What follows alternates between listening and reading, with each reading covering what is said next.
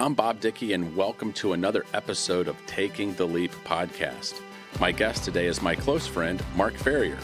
Mark is a graduate of the University of Waterloo with a Bachelor of Science in Kinesiology and the Harvard Business School, where he was a senior leader in the executive program with the Young Presidents Organization, better known as YPO. Mark has a very diverse and fascinating career as a serial entrepreneur, having started 7 different companies. His newest venture is AndCapital. This is a highly tailored way to bring an entire suite of tools and expertise and capital to founder-led companies. Mark is also an entrepreneur in residence with Entrepreneur First, a Toronto venture builder backed by none other than Reid Hoffman. I've been able to watch Mark over the years and see him in a variety of settings. Mark is a creative visionary, a blue flame thinker, and an incredible relationship builder. He's a phenomenal leader and lifelong learner and is loved and respected by all of our classmates. I'm honored to be able to call him a friend, and I know you will value his insights and perspective. So let's jump right in.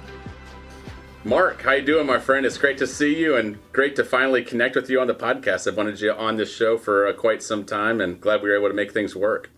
Yeah, well, first of all, I'm humbled, buddy, that I'm actually on it. And second of all, I am thrilled to see you, but hopefully I'll see you live in a few months, back on campus, as we chatted briefly about. That would even be better. But this is I will take any amount of Bob Dickey I can get. How's that? Oh, that's awesome. Well, I feel the same way. I'm looking forward to it. I got the list of all the graduates coming up here in January, and I saw your name on there, and I was like, oh my goodness, I'm going to have to fly back up to Boston and be there for the graduation ceremony. You and I have been in Forum together, and so many years that we've been working.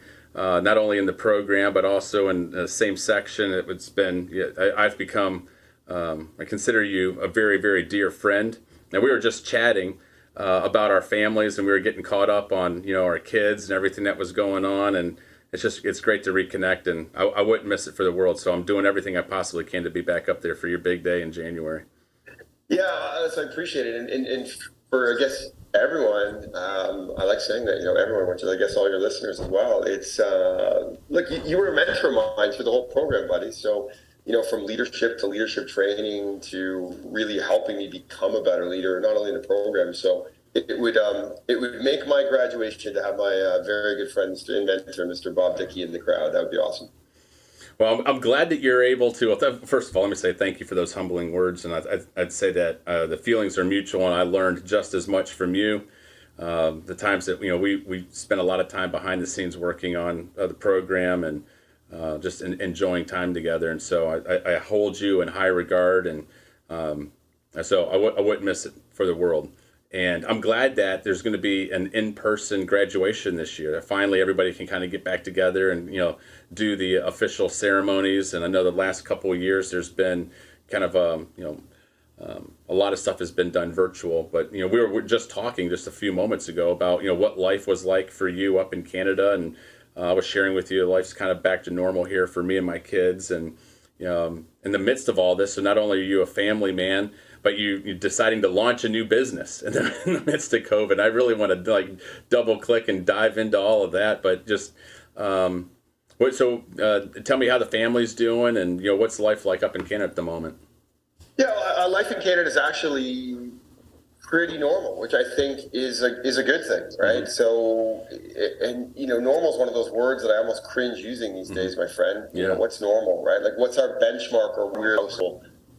Because we really want to put them both in the right school coming out of this craziness. And so I think that was a good trajectory. They've thrived, but now we're all back. We're actually back both living in the city, which has been a great experience also for the kids to sort of be back downtown and in Toronto, which is great where we live, which is our home. Mm-hmm. So thanks for asking. Both kids are doing great. They're actually off to Colorado skiing next week, so with their ski team. So both of them, that I think will be the last check mark or normality for them, where they can actually get on a plane and go ski with a bunch of friends. So that's great. What part of Colorado? They're actually going to Copper Mountain. Nice. So they race with a bunch of people up here, okay, and that group of people are going down there for preseason training. Oh, I'm glad to hear it. Yeah, my family's doing well. The kids are doing great. Everybody's kind of thriving, and the big news in our family is Tris getting ready for her wedding here coming up in June. So, she graduated from UT and has a fellowship going on in Nashville at the moment. And her and her fiance are getting everything all squared away for a big June wedding. So we're excited about that. But yeah, we're looking forward to getting the family, all back together here Thanksgiving this week. And then, Christmas and the holiday season coming up in December. So it's always a special time of year. And this was always a time of year where you and I were kind of in the midst over the last decade, right? In the midst of all the holiday festivities, but you and I would be on countless phone calls with each other and getting, prepared for kickoff of the new year in Boston in January. And so one of the last times that you and I had spent time together, I remember would have been November of 2019. We flew in and we were in New York. Remember, we met at Adam's office, and we were doing some planning on for the program. And that was what a great trip. I remember Brandy flew up with me and we got to have some time in New York. And then, of course, we ended up a few weeks later, I'd say, a few weeks later there in Boston. And then the world changed, right? That was January of 2020. And but in the midst of this, I remember us sitting down together over dinner and talking, and you're in the process of exiting a company. You're in the process of I went out and I wanted to refresh my memory on all the various things that, you've done over the last number of years, but I didn't realize, how much of a serial entrepreneur you really are. Your LinkedIn bio, you say, I've started 7 companies, I've exited 3, I've had 1 that was failed. And in the midst of all of this, you're starting a new company kind of in the midst of COVID. And I really want to double click on this and see what's going through your mind as you're thinking about exiting a company and then starting a new company and all the various things that you've learned. Because I would imagine it's got to be quite a bit different in that environment than things that you had done previously, right? Yeah, and look, I think the good news about you and I is we'll go on many roads, right? Because I don't think there's a business road that doesn't lead to some history and family history, and because of your and my intimacy, we'll go down the road of, all those things that most people don't talk about to each other because you and I have shared. Yeah. So, what I think I would say is you kind of got to go back to go forward, right? Which is, and we can go deep in the back if we want, but sort of the midterm version was I kind of tripped into owning a business. So if you go back really far, my first company I was really a part of, it was a bunch of guys that I done work for before. I worked for them for years. They were older than me, and I'd actually was leaving the internet world and had this idea way back in 2000, this idea around, there was this marketing where you'd sample stuff. I used to run the Pepsi Taste Patrol, Coke versus Pepsi. And then I went and worked in the online world, and I suddenly realized there was a big opportunity to start a company that drove offline people online, and anyone that was online, you could move to events offline. And so I was going to go start this company and realized I was 26. I had no money. My family history was one at which we did not have any money laying around. And so I tripped into being an entrepreneur by basically people offering me 10% equity in this company if I brought my idea. And the deal was a wacky deal way back then. It was basically, they had a promotional marketing company, if you can, hats, t-shirts, golf balls, a little bit better than that, but not demonstrably better than that. And they realized that wasn't a great business. And so they liked my idea. And the deal we made was I had to run their business for 1 year, and then we could take the profits of that business and start to manage it over into a new company, a new vision that I had. And so I started with 10% of that company and then evolved it from there. And so, even when you say entrepreneur, it's like I almost look over my shoulder, like when somebody calls me Mr. Ferrier. I'm like, what, me? I'm the entrepreneur? Because I think for me, it was just doing work, honestly, right? And I don't think I'm a serial entrepreneur when I think of some of the great friends that you and I have that I would really call a serial entrepreneur. I think for me, some of it was driven by probably historical fear of, family history. Let's just make money and do something. And some of it was just pure joy and ambition, right? I don't think I ever sort of had a long-term plan. And then I got fortunate when I had I left, by the way, I left that company in a crazy way. I think you and I talked about before. I was about 20. I was just turning 30, so I'd done it for like 3 years. We were pretty successful, still a pretty small business. It was probably like a $7 to $8 million revenue business. And I'd realized that the deal I'd cut, I didn't like. And to be fair to my partners, they were very clear on the deal. They were the capital, I was the sweat.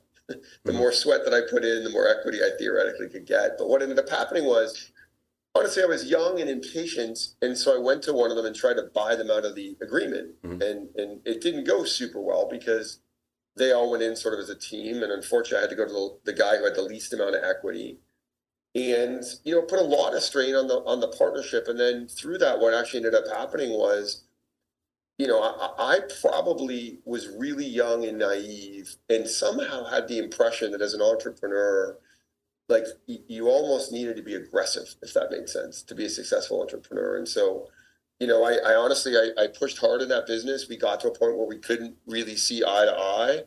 I got shotgunned out of that business.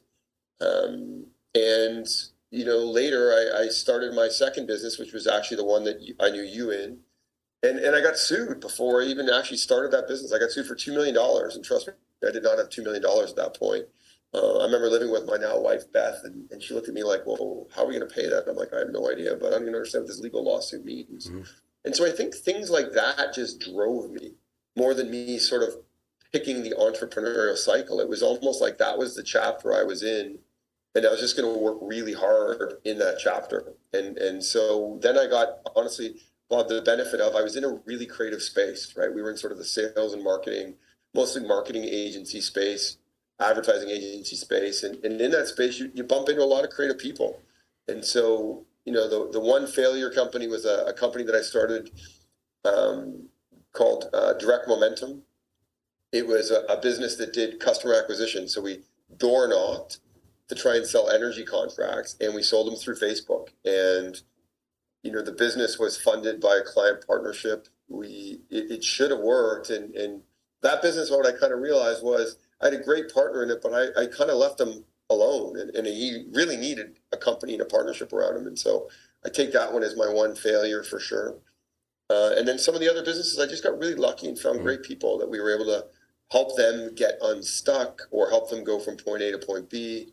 And then most of those businesses we exited in a really great, gentle way, with the founder sort of almost reacquiring the 50% that we helped them grow, until I sold my last company in 2015. I've got multiple questions here for you, but I want to, since we're going back to the beginning, when you said that you kind of tripped into entrepreneurship in some respects, I will tell you that as I was doing a little bit of research for this episode, and I went back on and started taking a look at some of your background, you're one of the most creative guys that I know. I mean, you have shocked me over the years in terms of how you take notes, how you think, how you process. You've been in these creative businesses. I always thought you had technical training and expertise in that creative background. And I take a look that you graduated from the University of Waterloo with a Bachelor of Science in Kinesiology. And I'm like, hold on a second.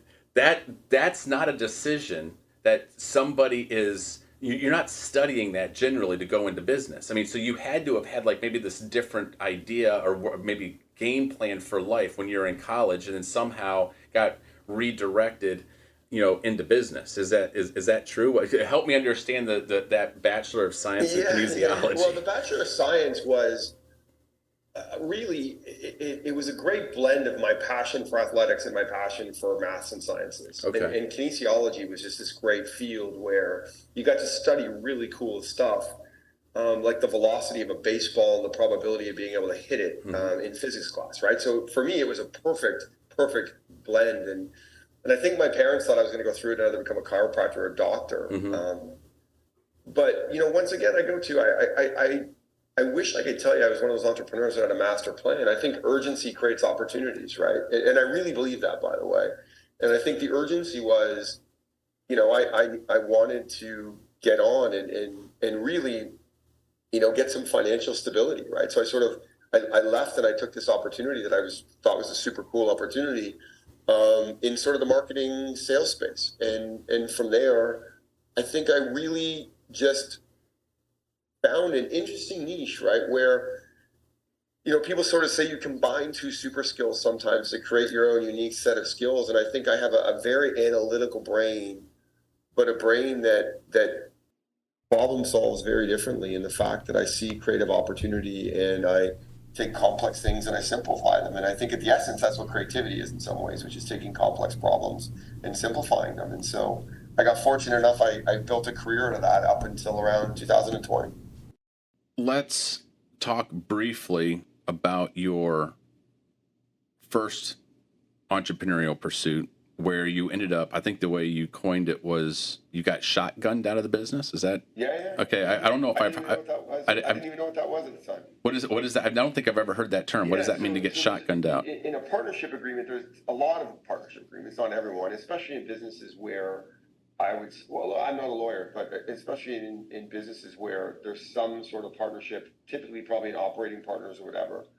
And, what it happens is it's basically a mechanism to have a clean exit if you have a disagreement. So it's almost like a prenup in a marriage, right? Where if you and I were partners, I would have to make you an offer and you would have like 30 days to accept the offer, or you could say, no, but I'll take you out for the offer. Mm-hmm. Those are the only two options, right? Accept my offer or you buy me out at the same terms. And the reason it's such a good mechanism, I think, is you don't want to make an offer that's a lowball offer because you don't want to get that offer back. And so it's a mechanism for a bit of equality in partnerships.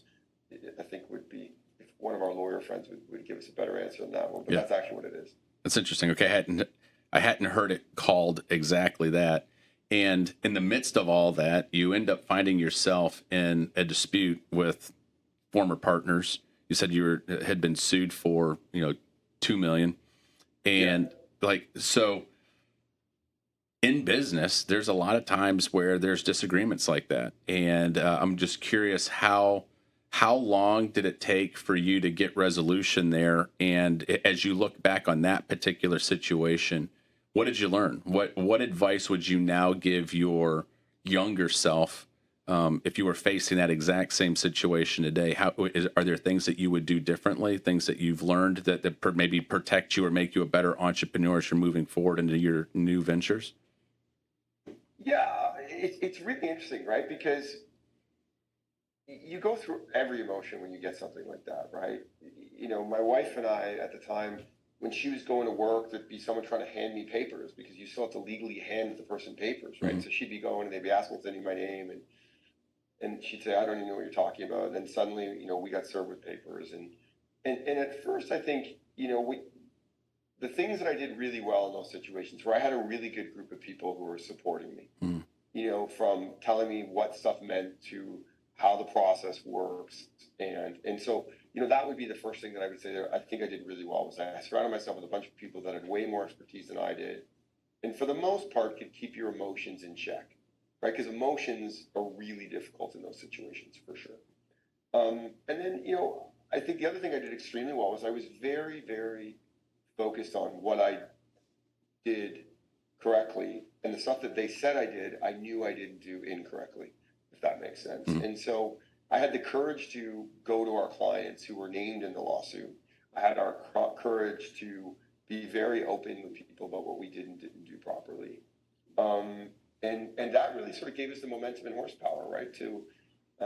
That lawsuit was settled in a crazy way where they needed to get it off their plate because they were trying to do some other things with their business. And it dragged on for 8 months and got solved in 8 hours.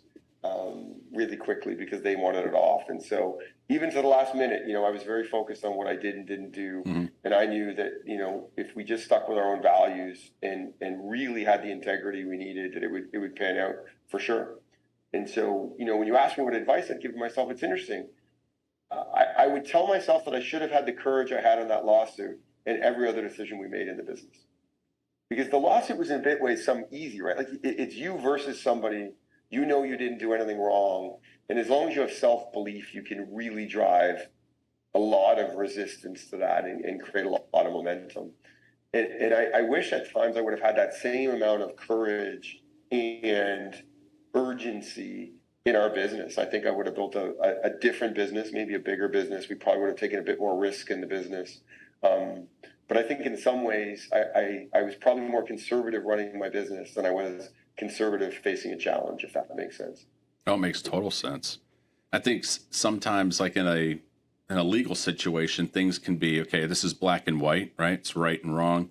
There's, I think, as you said, there's more clarity, and I think it's one of the things that's challenging about entrepreneurship is so often we as leaders are trying to make decisions, grow a company, and there's so much fog. I think we've termed it, the fog of war, right? There's a lack of clarity, and you're kind of guessing, like, I think this is the direction. I think this is the right answer. I think this is going to work, but it doesn't seem like so much of entrepreneurship is just this lack of clarity, and we're just you're walking into a fog, and you're doing the absolute best. Do you think that's how do you have conviction and the same level of conviction in that entrepreneurial fog of war when you're navigating all that as you do, like, say, in a boardroom when you're just looking at some documents and it's just okay, it's black and white, it's right and wrong or whatever?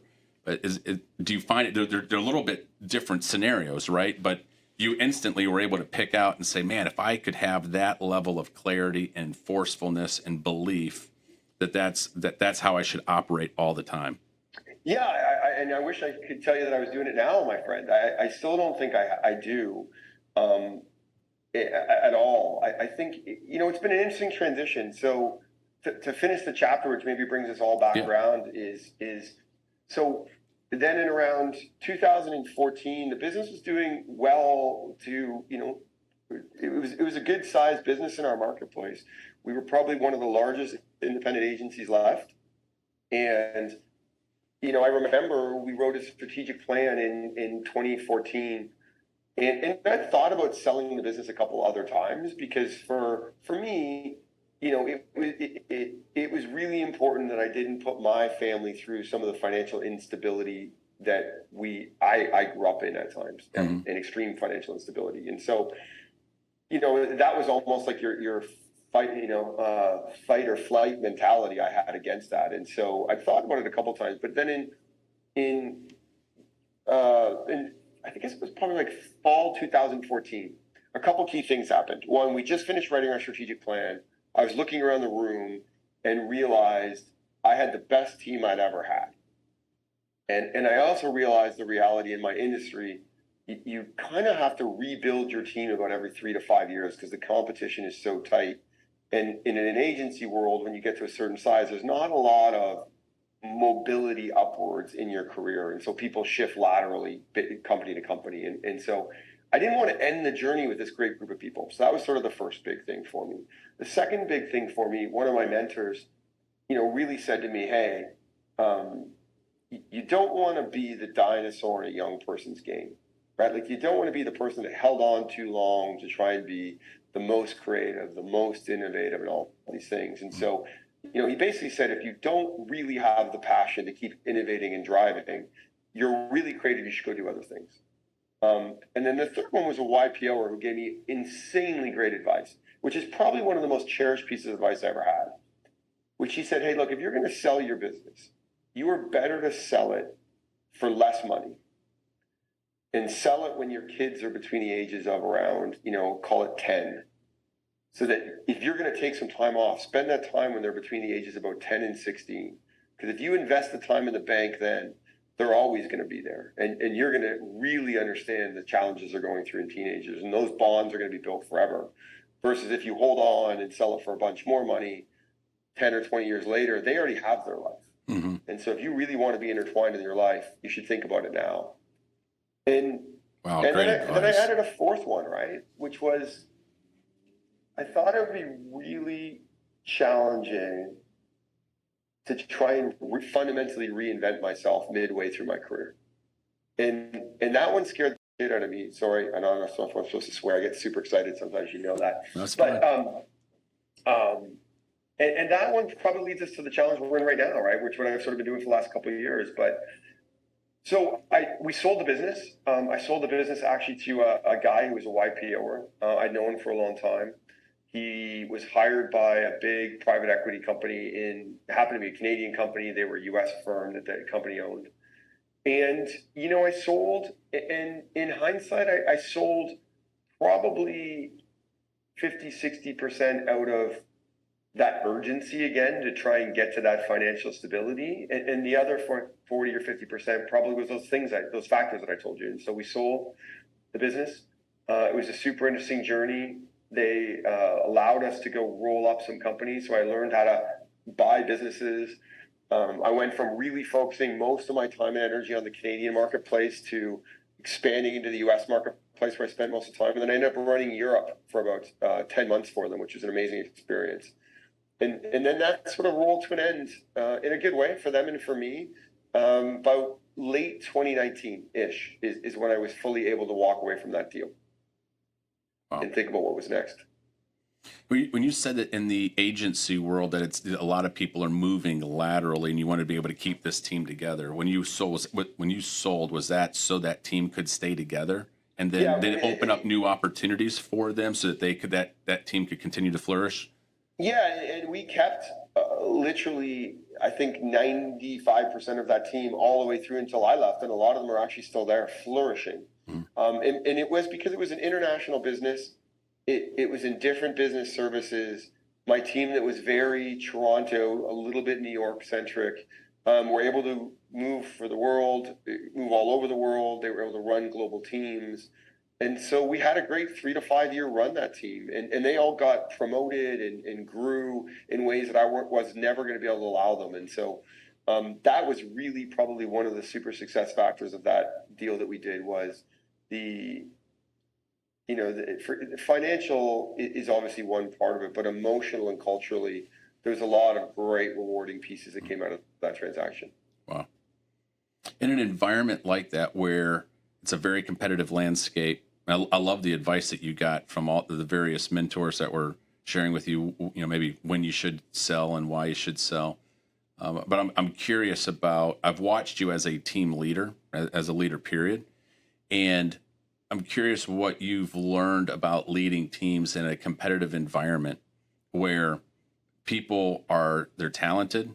They realize that there's not a lot of room to move up in that agency ladder, and for them to look for better opportunity, better pay, promotion. Well, I'm going to leave here and I'm going to go join a competitor company. How do you keep a team motivated and together long enough for in that type of environment? Were there certain skill sets that you learned or leadership skill sets that you found very valuable? Yeah, I think a couple pieces to that. One is, I think it's a crazy accepted norm of that industry, which I'm not sure is rational, but it's kind of the accepted norm that you're going to have 20-30% turnover at times. And so there's a couple key things we learned. One was a super interesting one where we would have all of this turnover at times. And we were trying to fight the turnover. And my partner at the time, who was our CFO and COO and CFO, Kelly, I remember this vividly, came in and handed me a beer on a Friday afternoon, and we sat in the boardroom, and she said, basically, I think we should turn this whole thing on its head. I think we're pushing water uphill, and it's not going to work. I think we should try and become the most recruited agency out there versus trying to stop people from recruiting our people. And I remember I looked at her like this was insanity. And she's like, well, no, just listen to me for a second. If we recruit young people the best and train them the best and attract them to be the best, and we happen to be the most poached agency, the magic of that is going to be, we're also going to have the reputation that we're going to be one of the best places for people to come work. And the people that really see a career path with us are going to stay longer, be happier. And the second piece to it is, if the industry itself is like a flood of rivers where people run around, if our people end up at our clients or our competitors or whatever, they'll always come back around because we're just so focused on treating people here so great versus focused on trying to stop people from leaving. And it was like a fundamental cosmic shift in how we treated people and culture and from that standpoint. And then I would say the second one is that we had a belief that everyone was creative. And I still have this belief today. And I think it's a shame that, we tell kids at 4 years old, when we ask them to draw a picture of a horse, that your horse looks better than my horse, and that my horse can't have wings and unicorns and 7 legs, because that's not what a horse looks like. And I just have always bucked that trend, right? I always believed creativity was just what you made it. And so in most agencies, there's a creative department, there's a strategic department, there's accounting people, and everyone has a role. But we said everyone in our agency, from the person you met at the front door to our bookkeeper, you all had permission to be creative. And so we would pull everyone in the company into creative sessions and really help everyone release their own creativity. And I think that was a massive strategic advantage to us for the 12 years we ran the company. Yeah, I love it. What an incredible insight to be able to take one of your biggest threats and make it your greatest opportunity, right? And everybody wanted to have your name on their resume, right? To be like, hey, we're the one that are teaching and training the best of the best, and our people know that it's a great place, a launching pad. What a phenomenal insight. Once again, I wish I could own the insight. I think I helped own some of the execution, but really my partner was the one who made me totally look at the world fundamentally differently. How long did it take you guys to kind of take that and, let's say, disseminate it and throughout your own staff or the industry? Did you guys start using that as some way in terms of marketing, or how did you own that and then get that into the ecosystem to where that was kind of like your calling card?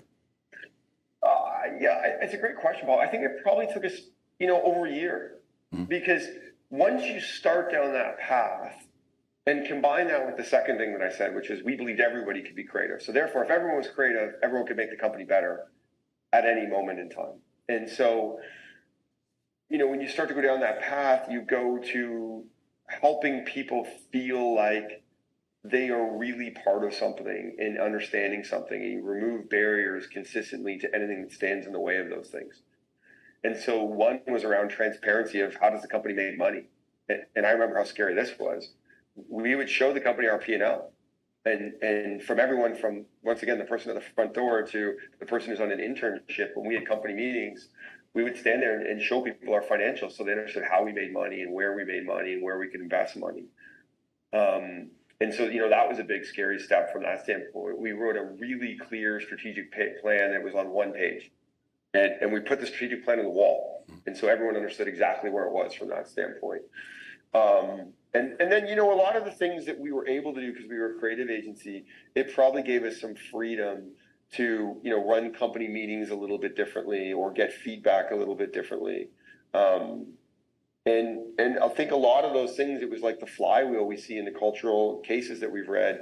The momentum just starts. And then I really think the key to some of it, though, is just accessibility. Like if you were a person who was a year in a school, you had the same access if you were almost anyone except my CFO partner. Like you really had access to any knowledge you wanted, any question to be answered. You wanted to go to a meeting, we would take you to a meeting. And I think that really created that flywheel for us for sure. So you took some incredible advice. You decided it was time to exit. You exited. Well, let's continue on the journey. I want to hear the rest of the story. Yeah. So, I think that this is where the story has one of those little storm clouds that comes over it to a little bit, and not a storm cloud that I kind of planned for. So, when we left the advertising business, I did it in a great way, and I fulfilled a promise that I was basically going to take a year off, right? So all of 2019, I couldn't really do a bunch of work. The deal was still there. And so I sort of had this free pass here. And so I did some fun things with the family and did everything that I thought I could. And my kids were a perfect age to do it. And, I'm not sure this was a good decision, but it was a very empowering one. And as an entrepreneur, I know it sounds crazy, but empowerment was something that I didn't feel a lot. Right? I would say, for me, imposter syndrome and empowerment always were in this competitive set when I was running a business. And so when I left, I had this amazing empowerment that I didn't take a business meeting that was about my old industry for 6 months. I just said I didn't want to. I wanted to just clear my head of it. And if people needed help, I'd call them. But I wouldn't take a business meeting to talk about the space that I was in or how my business worked. And in that, what it actually did was it sparked a bunch of other conversations. So if you can imagine going from a world where 80, 90% of the time I would talk about creative ideas or the next big ad campaign, or hey, how do we make this bigger or more creative or solve this brand problem?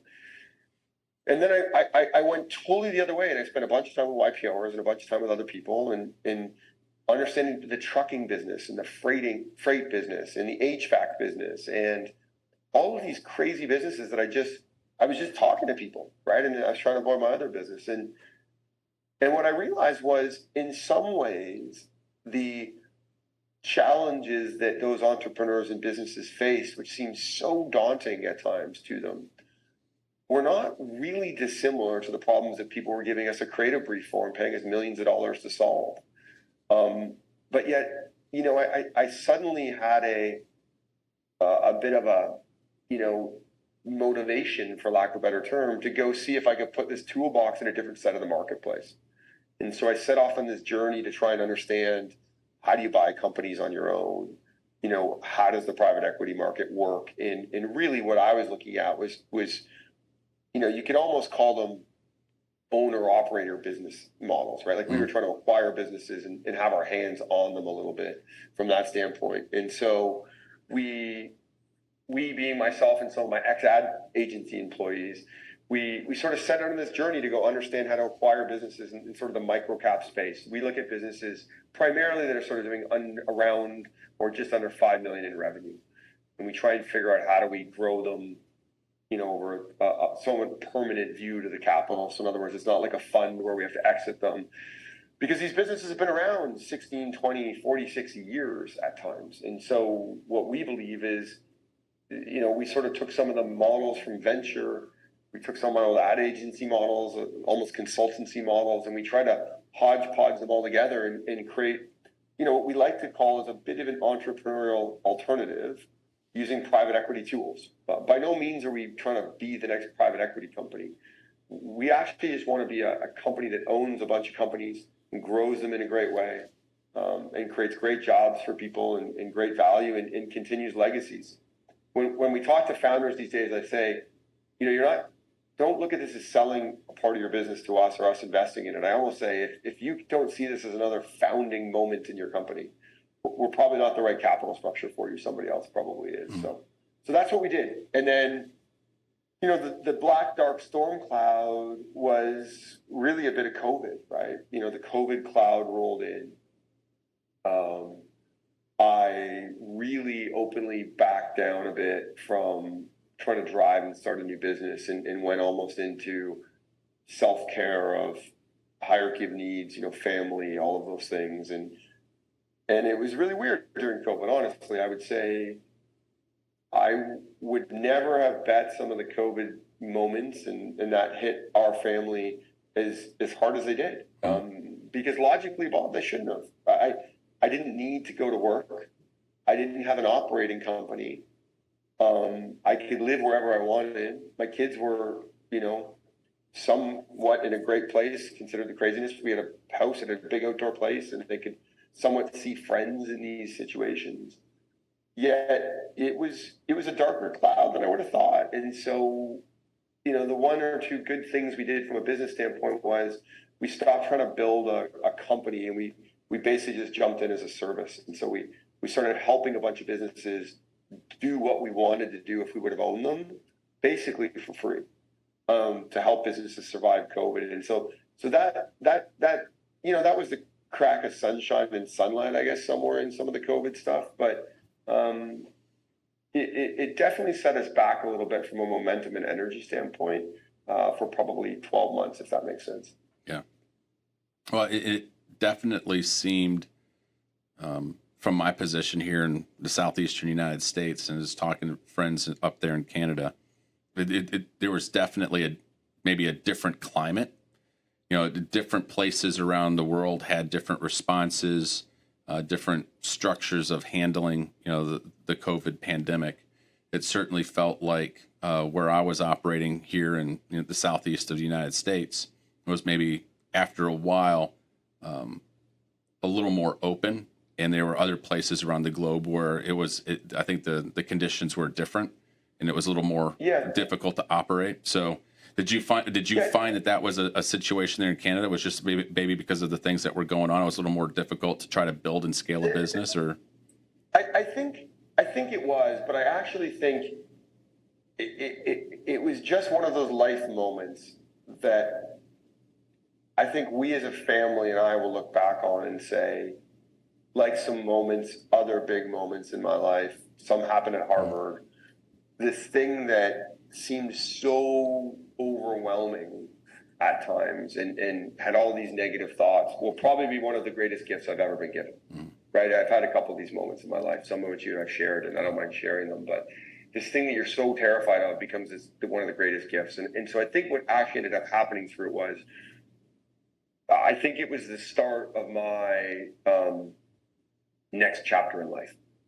And I think it sort of gave me the ability to be nervous and scared and all of these things. And then it once again gave me this urgency again of action, right? And so I think that's the first piece. And then the second piece, you imagine this, my wife owns a great business. She does a lot. She was at the time doing foundational training sets for service companies and agencies and stuff around difficult conversations and, how do you have personality styles and all these things. And her business overnight went from an amazing business to zero. And so, in one household, you had two people forcing to reinvent themselves in careers and in a really condensed period of time and in this crazy situation, which was, at times felt like, to quote, I don't know if it's your quote or Oren's, chewing glass, but I felt like a Tuesday was chewing glass as you're trying to manage and navigate this and reinvent yourself. And, both of us pulling up towards 50 and saying, what does that next chapter look like? And so I think that all of that was a bit of a Molotov cocktail for us over the last couple of years, personally and emotionally, if that made sense. Yeah. But I do think in hindsight, it's probably what I needed to force the reinvention. My wife fundamentally reinvented her business. She does more business online now than live and is killing it, and is in some ways probably happier than she even was. So that's sort of the COVID experience that I would say we had. It's interesting that when you face obstacles in life, they can either crush you and derail you, or you can have the opposite experience. And it can be this thing of like, all right, I'm going to take action. I'm going to lean in. And it's that moment in time that forces you, I think that you used that word, to reinvent yourself, right? Because you could have gone in two different directions, right? But for people, imagine you're giving advice to a younger person who didn't live through, right? So COVID wasn't part of their formative years in life. They're, grade school, junior high, whatever. And they're coming into college, or they're coming into the first part of their, career, and they're going to be hitting other types of obstacles. And now they're not going to have parents making those decisions for them. They themselves are going to have to make decisions. And as life hits them. What advice would you give young people, and what you learned through, that obstacle, and how you were able to use it, not as a negative, but also as a benefit to kind of reinvent yourself and to thrive and find, like this, you said, a new chapter, and you're thriving in the midst of it, you and your wife. Yeah. Wow. So I'm going to answer your question, but it's like I just had this shocking memory come through, which is, I'm sure you remember this, but I'm not sure if you do. I remember sitting with you at HBS and some of our good friends who now, one of them runs the program, and we were in a forum-like experience. And I think it was the first time I publicly shared that my dad went to prison. And what you can imagine is like one of the scariest, darkest moments when you're 26 and my dad had a breakdown and made a bad decision, and it didn't pan out well for him. He served his time and he became a better man for it. But, you don't talk about that kind of stuff, right? And I was always ashamed or scared of it, and it held me back in many ways. And then I remember leaning into my fear that day and sharing it for the first time publicly. And then I was amazed that everything I thought was going to happen didn't happen, and the exact opposite happened. And it became the greatest gift I'd ever had, was my dad going to prison. Because I would say it to people, and it would suddenly open them up about a bunch of stuff that they had and a bunch of moments they had. And then you suddenly realize that this thing that I thought was this terrible thing that was going to isolate me actually became probably one of the greatest unifiers and connectors I've ever had in my life. And so, in thinking on that moment and thinking on, this transition moment that I had, I think my advice would be every action has an equal and opposite reaction. Mm-hmm.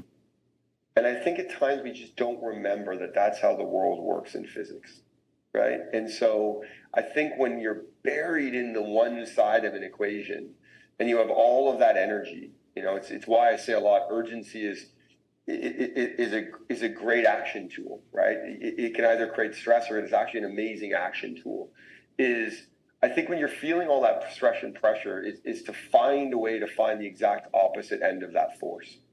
And it's hard, right? It's really hard.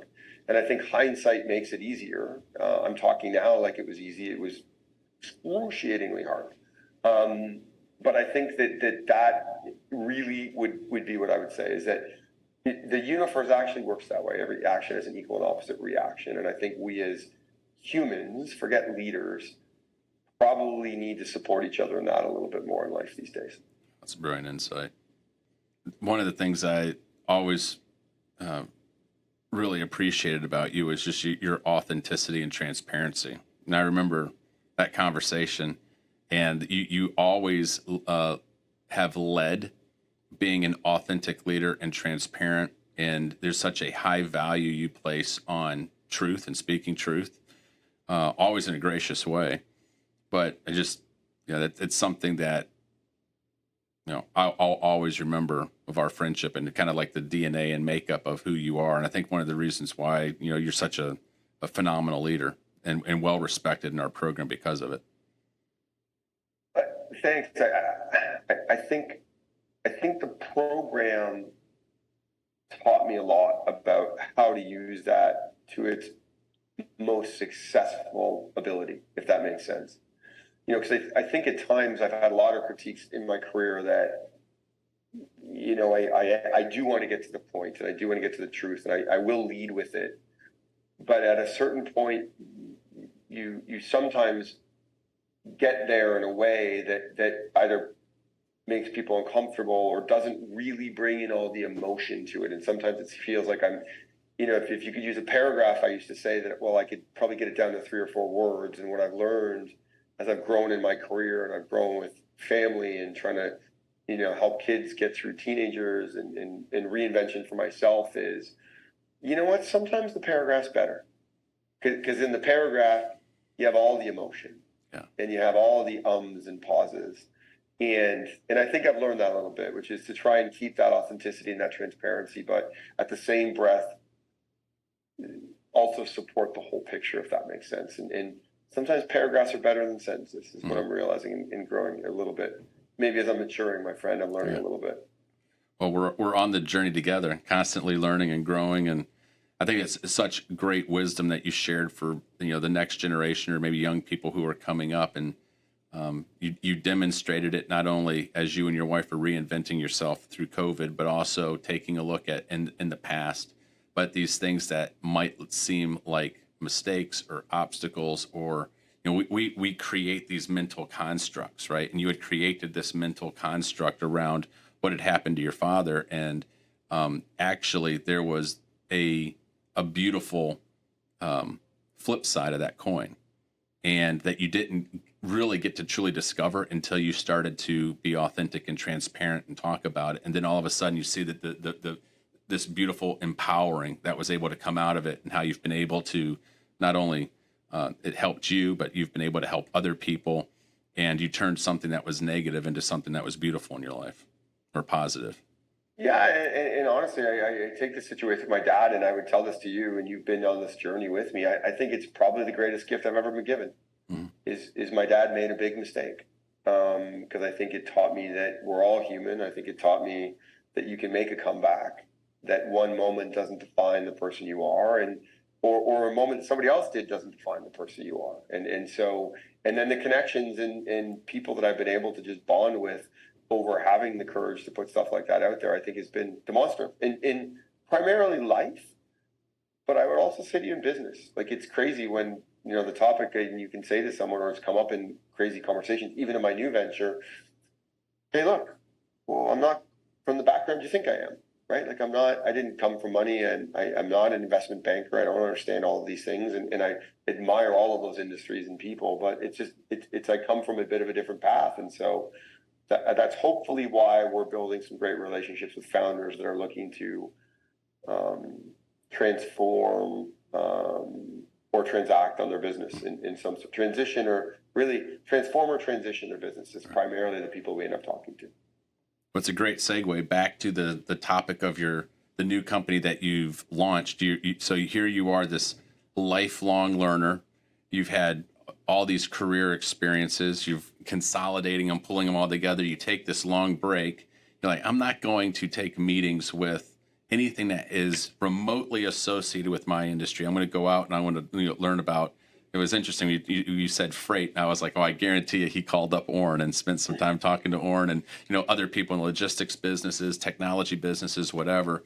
And it's like, I as you were saying this, and I'm watching you on Zoom, I could almost like see the light bulbs go off over your head and be like, all right, he started connecting some dots. He's like, these tools, these resources, these tools, these things that I've built in my career, I can now bring these to other companies who are having challenges. They need this. And I can piece all this together.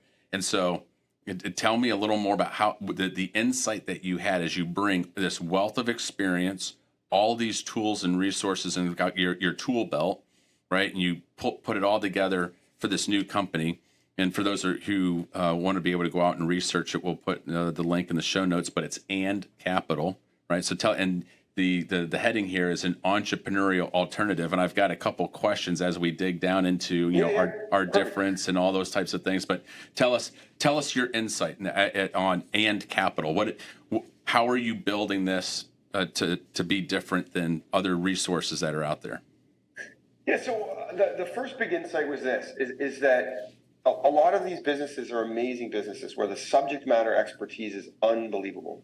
And the things that the businesses at times struggle with are the things that, people quite openly hired me for 20 years to do, right? Which is, how do I go talk to my customers? How do we build a great culture? How do I go acquire customers? How do I go compete in this marketplace? How do you price things? How do I fix my website? How do I digitize customer acquisition? All of these things. And the light bulb moment was when you go talk to these, what people would sometimes say, boring, old school, small businesses. Like you couldn't have a worse, right? Like if you had our Harvard 2x2 and you had, exciting business and you had big business, we were in the bottom left corner as far as you could go, which would be, hey, these are like small businesses and they're really boring and unexciting. But what I realized was they're not to their people and they're not to their clients for the most part. Mm-hmm. That doesn't mean that they're Xbox, but so that was sort of the first one, which was, hey, look, maybe my toolkit actually works in this part of the marketplace. And maybe it works because I'm also one of them. I'm an entrepreneur, I'm a founder. Our business would not have been considered like a multinational unicorn business.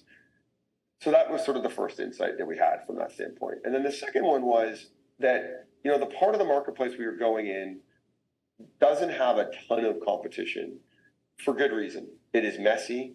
People are a massive part of the product, and people are hard to manage, as we all know. A lot of them had this mom and pop-esque feel to them, even if they were multi-million dollar businesses. And then I think the other reason being is we say it as this, which is some of the great toolkits that you can use in buying businesses are what we would call value capture. Mm-hmm. Right? You can right size the people would be the term. You can cut costs. You can put systems in place.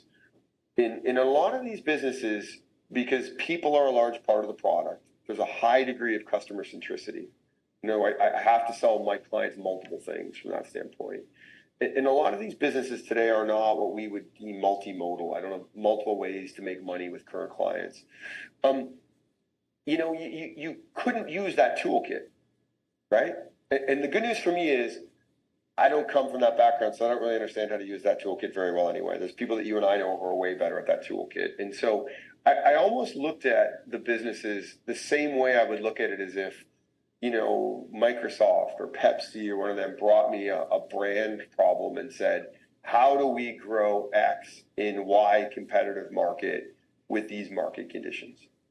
And we developed, a whole toolkit around value creation.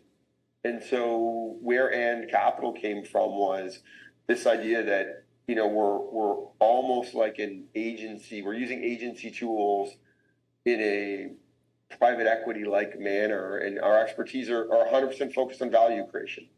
That doesn't mean we won't make a company a little bit more efficient if we can, but honestly, it's like a tier 3 priority if I walk you through our methodology, how we get there. So that's where it started, and the reason AndCapital was the name, which I always joke and keep saying I'm going to change this name one day, but the reason I haven't is because one of the things we try and do is be super founder friendly.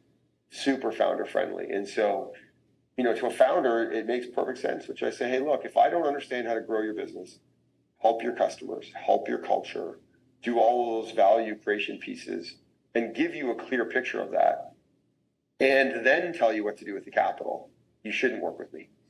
And so that's really been our methodology. It's worked pretty well. We've acquired our first 2 businesses in the safety services segment, which is a totally different segment for me. There's a company we've launched called Safety Co Partners, Safety Co. I can send you the information, AndCapital.ca. And really, we've partnered with great entrepreneurs that have an amazing vision that we help them craft and understand and purpose, which is really around creating safer spaces for people to thrive. And so we've invested in 2 businesses already. And they're really helping us grow in that segment as best as we possibly can using our value creation methodology. So if I were to sum up a little bit, it seems like you're bringing top tier tools and resources to a segment of smaller cap businesses that would many times get overlooked. That wouldn't be, is that a way of summing it up? Am I hitting that or no? Yeah, I think they get overlooked and they get stuck, right? Those are the 2 big things that I would say based on our conversation. And stuck being, they're usually good companies, they have good people, they've been around for a long time, their customers like them a bit, and they've suddenly hit this shelf that they just are struggling to break through. And then typically when they get to us, the founder has a transition time in mind, right? And typically they have a transition time in mind and a goal in mind. And that's the unstuck part, right? Which is they want to either become a national brand before they decide that they want to retire in 5 years, or they want to buy a competitor, or they some of them have crazy ideas, but they simply have this transition in their mind that they're looking for a partner to help them be unstuck in, if that makes sense. So Mark, with everything that we've been talking about here, I want to make sure I fully understand what are some of the things that you see that small businesses or the businesses that you're working with, what are some of the things that you see that they're struggling with, potentially even maybe failing at, that you and your team is specifically designed and trained to help them with? Yeah, that's a great question. And why don't I maybe give you some observations first? Because I think that for me, that's really the starting point, right? Is if the observations become somewhat reality or facts, then I think our business model has even a stronger presence going forward, right? Mm-hmm. So, I think there's a few pieces, right? One, I would say if you look at the segment that we're in, right, and the segment that we're in is for sure under 10 million in revenue. We typically are sort of in the sweet spot of around 5 million in revenue, and you can project what that sort of profitability is in these businesses. And so the business owners have done well, but they're not in the phase of I'm at tap out money, right? And mostly the business owners are still in the business to some degree, right? Either still going 110 miles an hour with their hair on fire, or in some sort of, I sort of put a leadership team in place, and some of that leadership team could be family, some of that could be people, longtime employees. And so the first thing that I would say is the number one thing that we're seeing right now is exhaustion, right? That would really be the number one thing I think we would say. And if you think about a 10-year span, not even just a 2-year span, and you think around, from the financial crisis to, then you've got COVID bookending it, and then you've got a bunch of micro trends in the middle. And if you think that these business owners have owned these businesses sometimes for 30 years, they're tired, right? And they're tired of fighting. They're tired for trying to keep it above water. And in some ways, they're tired because they still feel stuck, right? Which would sort of be the second big pillar is it's not that these businesses aren't great businesses. They are great businesses. When you ask the founders what their goals for the businesses are, you end up almost negative optioning into the businesses that are stuck, right? Because they want them to grow, or they want them to be national, or they want them to be in other services and these things. And what ends up happening is they get distracted by the day-to-day business a lot, and some of them are really, really great subject matter experts, but I would say aren't great at working on the business of their business, right? Makes a lot And then of sense. I think the third thing that we would see is in this moment in time, a bunch of insecurity or very, unclarity on where to go next, right? So it's almost this amplification of stuck, where as individuals, they're stuck as well. And so, what I think we're trying to bring to the marketplace, and what I mean trying is, the good news is we're not an idea on a PowerPoint presentation anymore. We don't have a 10-year track record. So we're somewhere in the middle, right? We've invested in our first 2 businesses. We've invested in, building a head office culture. So we've invested in infrastructure and buildings. We are going to probably have 3-4 more companies join that fold by the end of Q1 that are under sort of what you'd call agreements right now. And so we're sort of in this awkward, I would say, as an organization, we're almost in like a teenage phase of we're walking around and banging into stuff and a bit awkward, right? When my daughter went through this, we used to joke and was say like that phase was almost like the baby giraffe phase, right? You had almost all the skill sets, but not quite all of them. And so I think what we're really trying to do is this. We are trying to help the founders get really clear on where they're at emotionally, mentally, and intellectually. And typically there's 2 pillars. There's a transformation pillar and there's a transition pillar. I'll go back to our HBS 2x2. And what we try to understand is where are they at on that journey?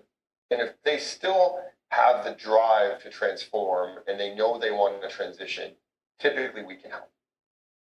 Right? So that takes a higher level of engagement than what I would say is a traditional funded private equity model that a lot of owners can exit or really focus on a quick exit or quicker exit. So that's sort of point number one. The second one is I go back to part of our other conversation around when we think around unstuck, we just don't believe the value or capture tools of, well-funded private equity work in this segment of market. And so it's really, in order to get them unstuck, you need to get founders really aligned to the value creation model of alignment, empowerment, culture, value creation, execution. And if you can really get them super excited about that and understand it will be a bit of a journey, we're probably a great alternative model for them.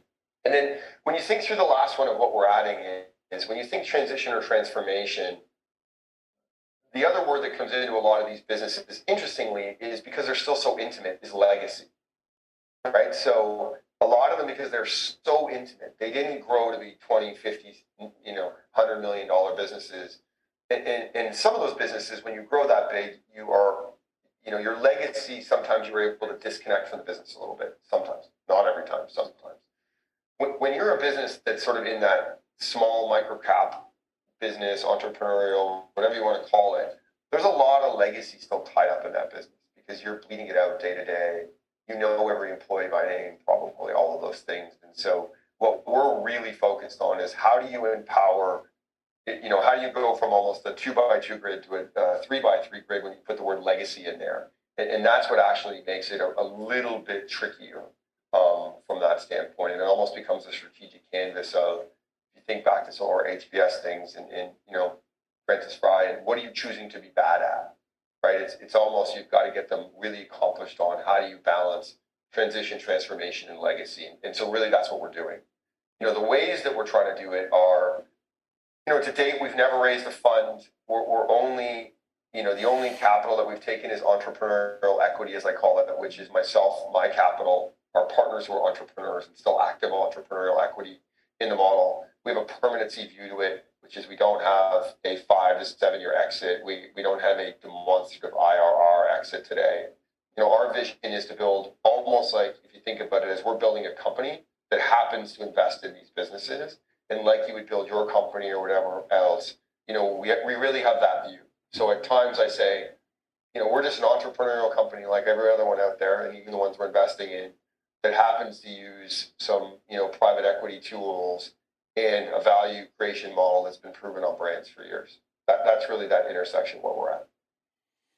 So maybe would I have this correct that, you and I both know Grant Johnson. I just had him on the podcast, and he was talking about specifically his exit model for his particular firm, right? A 3 to 5 year exit. And, he talked about he never gets involved in a company or an investment unless he's got a pretty good exit plan. And you're sitting here with you've designed your firm, your company different. You're looking at more of a permanent capital model, not necessarily looking for an exit in that traditional 3 to 5 years. So I would assume that the alignment that you then have with the owners and operators of that business is the game plan is, how do I help this company become profitable, very profitable, so it can be generating dividends, for all the investors and for the ownership team as quickly as possible, right? Because I'm assuming you want return on capital as well, but do I have that understanding correct? It's so here's how I would say the business models live independently, because I don't think they compete. Like I think it's different founders, different models. I think what Grant does has been an amazing business. I love his company. I love his name, by the way. And I love what they do. And you and I have a lot of friends that are amazing at the private equity space. Remember, my background was never that, right? Mm-hmm. People paid me to help, launch brands, invest in brands, grow brands, or reinvent brands. And so I almost look at us as a branded capital company. Nice, okay. Right? Where, there's a permanency to a brand, right? Like Procter & Gamble wants Tide to last forever, Budweiser to last forever. They're going to go through many cycles in there, right? And so what we're trying to do is help bring that mentality and that focus to businesses in the infrastructure services space and say, if we can build a brand around what you do, we don't have an intent to sell that brand today, right? And this is where I'm not saying we would never look at exiting a business. If it was good for our partners, the founders, shareholders, employees, and it was transformative, every business would consider that. Mm-hmm. But really, I almost look at we're in the branded capital business. We're not in the private equity business that does have a demonstrative exit. We would more look at it as how do we build brands with longevity and permanency in the infrastructure services space. Well said. Okay, great. One of the things you said a second ago was regarding maybe owners who have their legacy tied up into these businesses. They've been operating them for 20 to 30 years. Sometimes they're tired. How do you deal with owners who have so much of their identity, or owners/founders who have so much of their identity tied up into a business? It's their baby, and they struggle with that transition, right? They know they need a transition. They know they need a change, but are there tips for owners or founders out there who may be listening, who say, hey, look, you need to do this, or these are some red flags? But I've seen that in my business career where there's owners who they know that they need to have some type of transformation, or they need to move on. They need to pass it on, either sell the business, move it to the next generation leader, but they can't let go because so much of their identity is tied up into it. Any insight there? Yeah.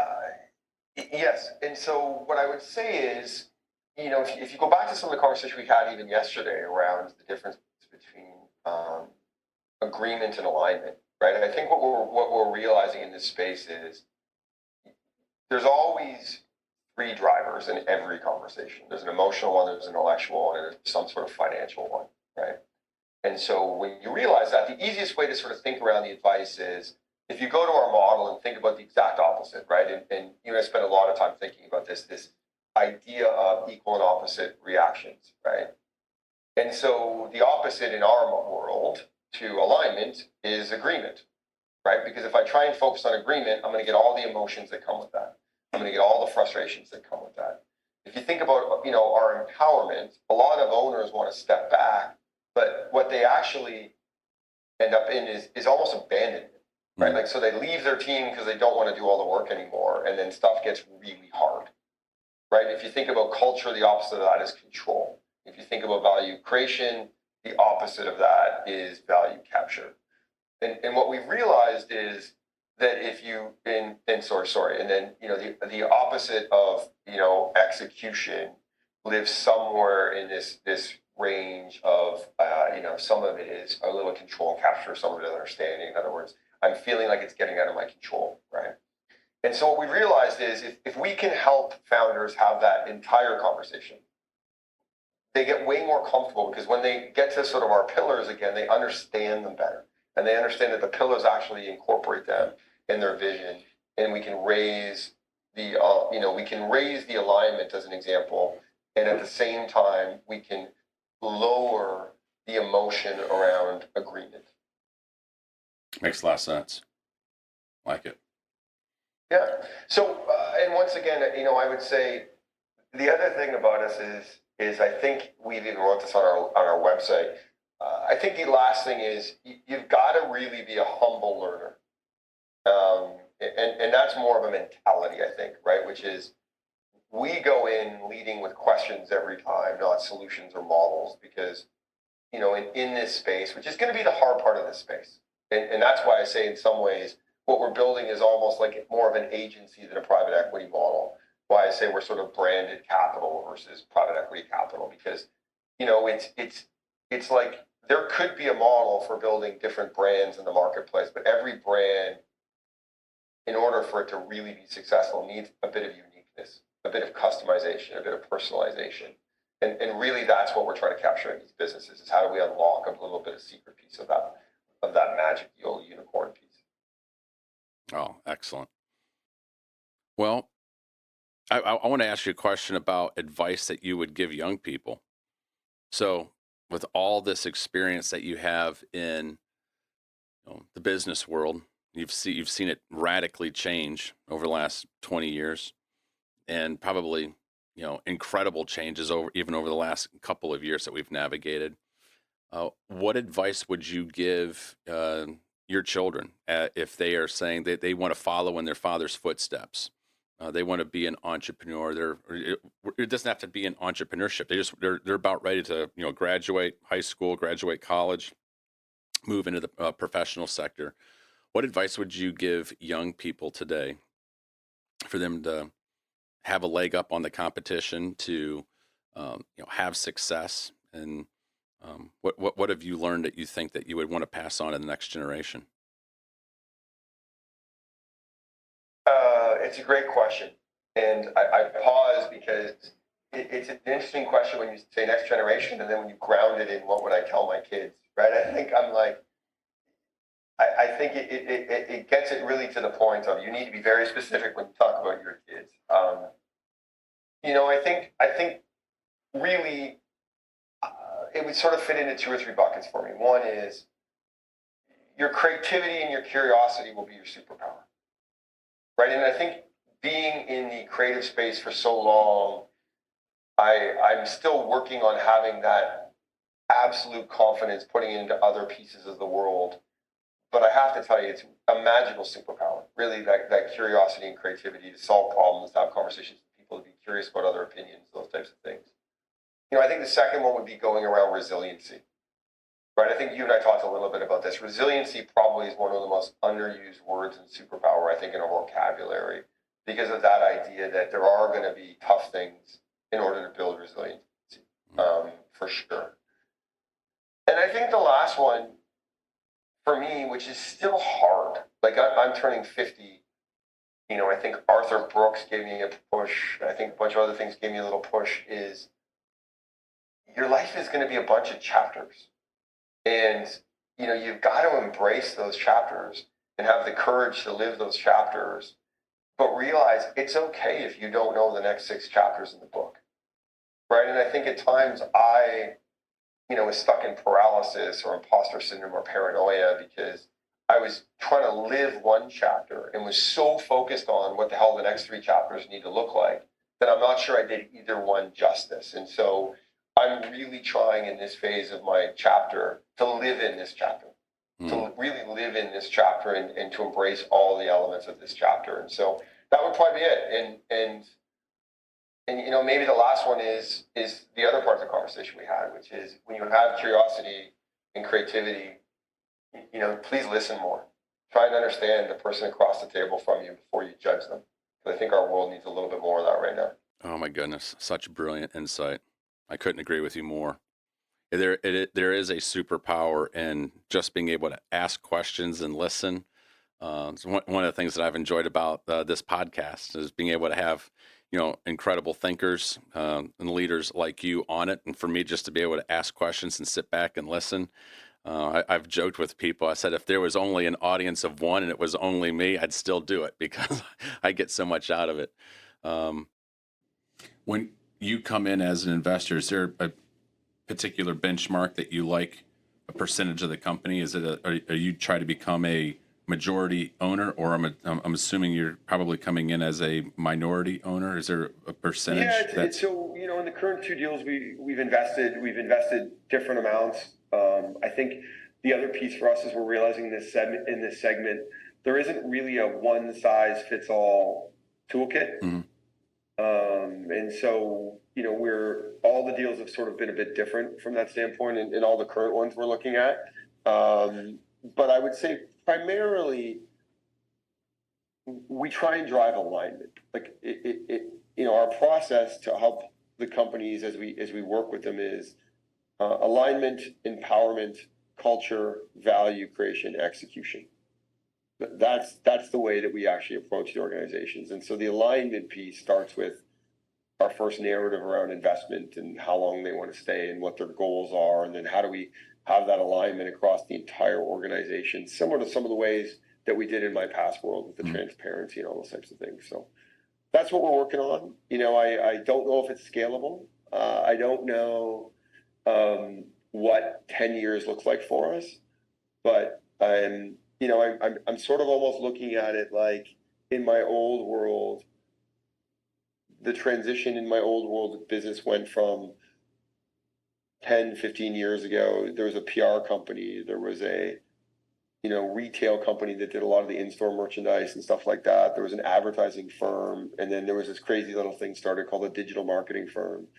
And now really, it's gone from a place of calling it integrated marketing to now it's just marketing, right? And you have all of these multi-level services, and yes, there's skill sets in them. And we really look at industries where we can try and do that, right? Which is, so in the safety business, there's not really what you call integrated safety on the services side.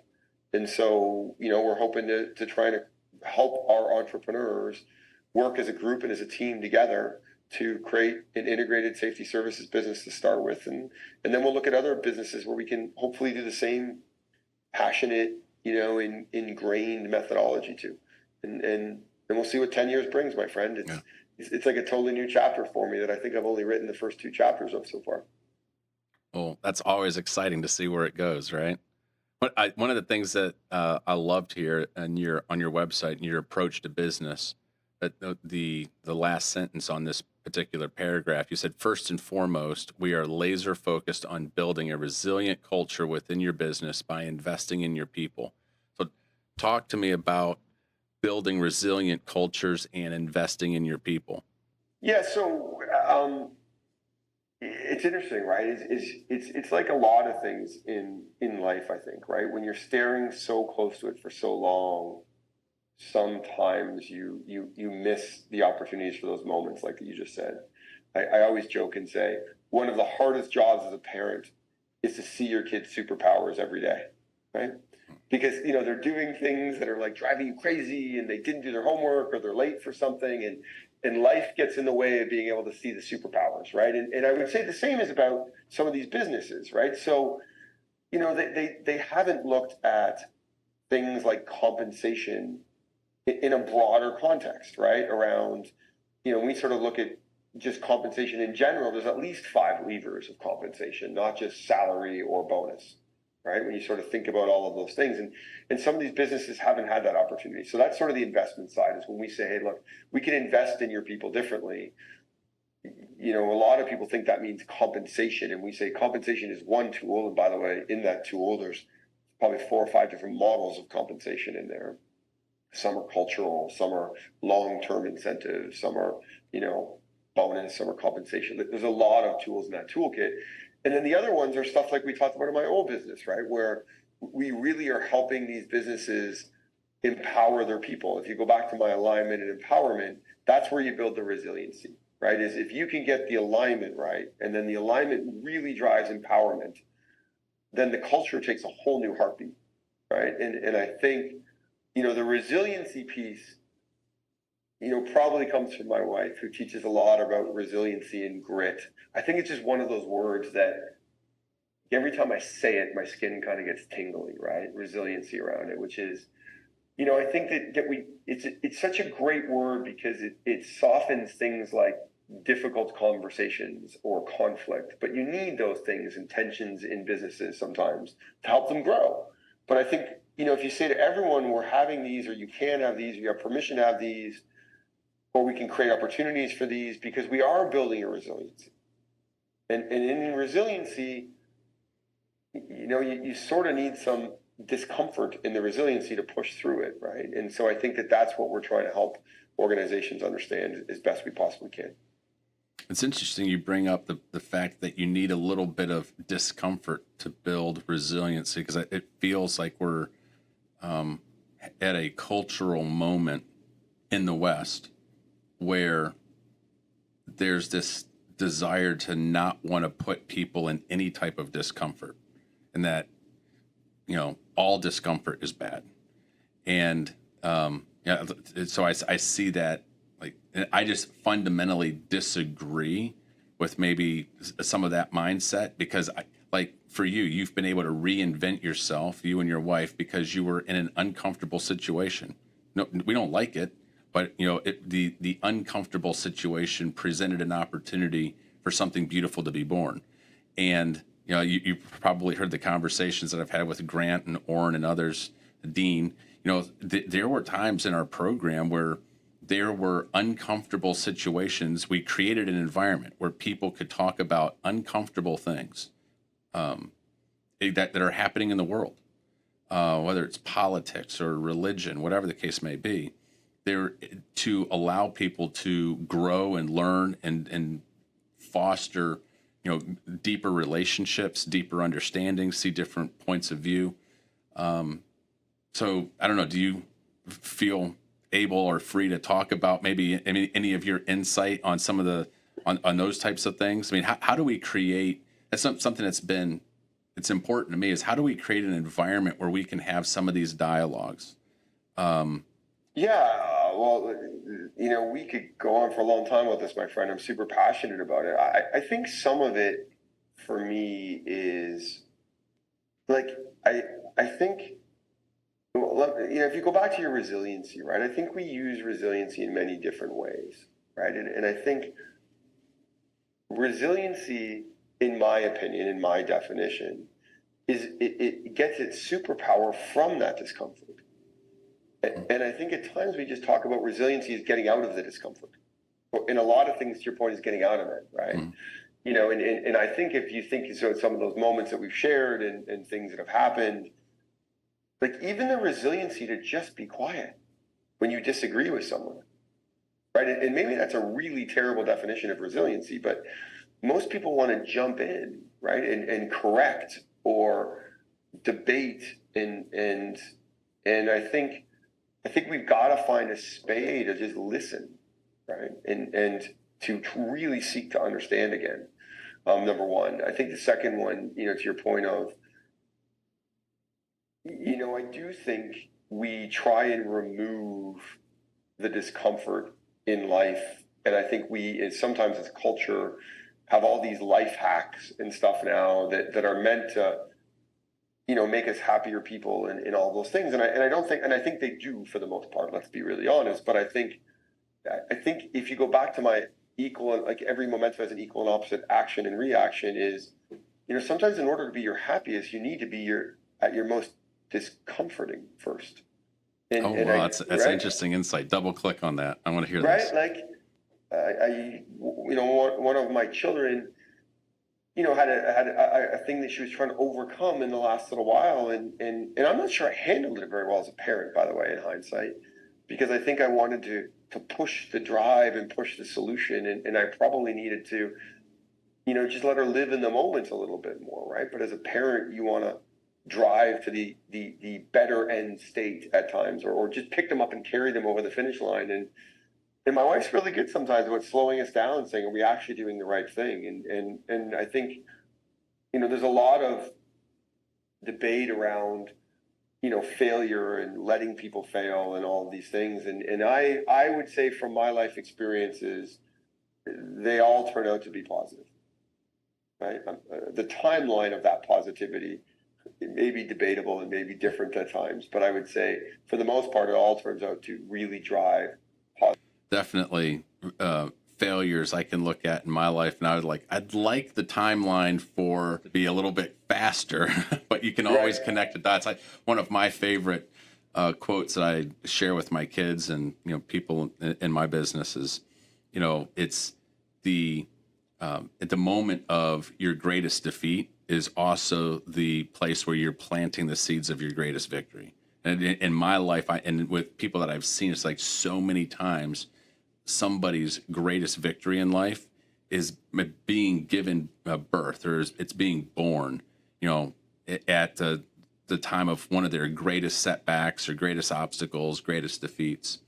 And I think Dean talked a little bit about this, right? Yeah. Around sort of reframing, right? Mm-hmm. Or sort of like in those moments when you are feeling the most discomfort, is learning the ability to reframe the variables, right? Mm-hmm. And I think that's a hard skill set. And I would tell you I'm still on my journey to try and figure that out. But I think, to answer your question, I think reframing is probably one of the most powerful tools that I think we as a society and culture really need to get better at. What are you doing as a father to help your children be successful in life, or to give them the best advantages that they have? Resources aren't an issue, but I know that you're an intentional father. Anytime that we've chatted and we've had talks, you're very, very involved in your children's life. And, so how are you trying to set them up to win in a very kind of a challenging, very different environment, right? The environment that they're going to graduate into in their young professional careers, very different from what you and I were moving into in the early 90s. Yeah, I think I can look at, I can tell you what I'm trying to do as a dad, which is maybe, it's an active role, is what I would say. Being a dad is an active role. And active being it's present all the time, right? It's not like something that just happens during the day, and at least in my world. I think there's a couple things that we're really, Beth and I spend a lot of time on it, and I'm not sure we're doing it perfect by any means. Let's be super honest about that. One of the ones that we really spend a bunch of time on, what you think it will, in some ways, right? And so I think we really try and spend a lot of time around helping our kids try and develop a toolkit around, positive thoughts before actions. Because I think that helps in a lot of situations, whether it be social ones or competitive ones or ones that just create stress, positive thoughts before actions. And I think it's something that we're learning for sure on that standpoint. And then, I think the one, and I would really think that my wife has been a massive driver of this, is self-advocacy.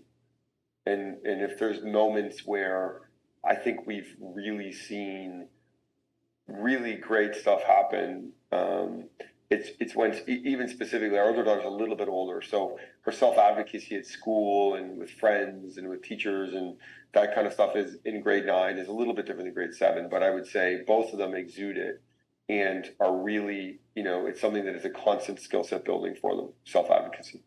So give me an example of just is being able to speak up for yourself and say, look, this isn't good for me, or I need X, Y, and Z. They know what their limits are. Or I'll give you a good example, and hopefully the person on the other end hopefully listen to your podcast. Maybe they'll understand what they did. So, my oldest daughter is one of those kids who will go out and try anything. She loves being part of a team. She may not be the best athlete on any team. A lot of the teams, she could be a very good athlete. But she'll also put herself in situations to push yourself and stress yourself, but also participate. Mm-hmm. I think at times the community is as important as the competitor. Showed up, bunch of grade 10s. The coach basically sent her a note saying, hey, the A team, which is going to play most of the games. And so that was on a Friday afternoon, and there was a Monday 7 a.m. practice. And my daughter and I think maybe one other grade 9 showed up. All the other grade 9s said, well, I don't want to play on the B team, so I'm not going to go. And so, this is where, if you take this this is a mini leadership lesson as well. The coach did an amazing thing. Sent a note to those two girls saying, listen, effort will always drive my leadership and coaching abilities. You two came out, everyone else decided to quit. I'd like to offer you a space on the A team. You may not get a ton of playing time, but, come out, hard work will always be rewarded. So, awesome. So my daughter's like, well, Dad, what do I do? I said, well, you keep going. And so she went out every practice she made. She'd go to the games, and, they were a competitive school. They'd be winning sometimes 40-6. And he'd put my daughter in for 20 seconds. And she'd sit on the bench, and she'd go to the next game, and she'd go to the next game. And so she, finally had a conversation with one of her sort of mentors at school and said, like, I'm going to all these games. I'm missing school. I'm having to do all the homework after. He promises to keep playing me. He said hard work would reward me. And he's not doing it. He's playing me 20 seconds, 30 seconds. And so she went to the coach. And this is the self-advocacy. She called me and said, hey, Dad, here's what I think I want to do. I'm going to send him an email, and I'm going to go follow up with an email. And the email basically said, two things. You told me hard work would pay off, and you haven't delivered on your half of the bargain, right? Number one. Number two, I know I'm not the best basketball player, but I am the person who's out, and I am working hard. And, where does that stack in your ranking? And then three, if you're not going to play me, please show me the respect to tell me that, so I'm not missing 4 hours of school.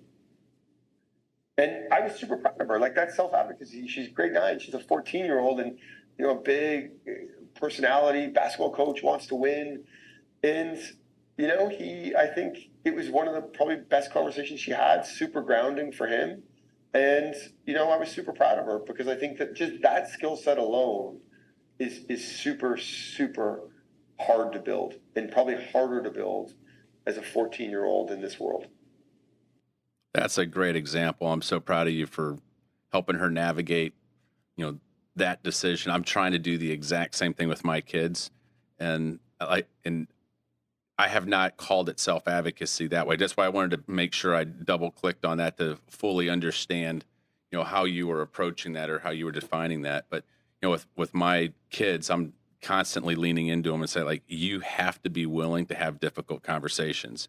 I see so many young people who they want to avoid conflict. They want to avoid a difficult conversation. And so to use your term, they don't self-advocate on a whole host of things. And then, of course, you and I know how that you follow that into careers. A lot of times that's why certain people or, demographics will get overlooked for a promotion, or they won't get the best opportunities because they're not willing to go and have, some of those difficult conversations. And I never wanted any of my daughters of 4, I didn't want any of them to be a wilting wallflower that just kind of gets overlooked and be like, well, I'm just going to work hard, but I'm going to keep my mouth shut and someone's going to, see my brilliance. Well, not always, right? That you can be world class, and then people will take advantage of you because you're not speaking up for yourself. And just recently, I was telling you, my daughter, Triss, is in a fellowship program over in Nashville, and she called me up, and she had a similar story to this,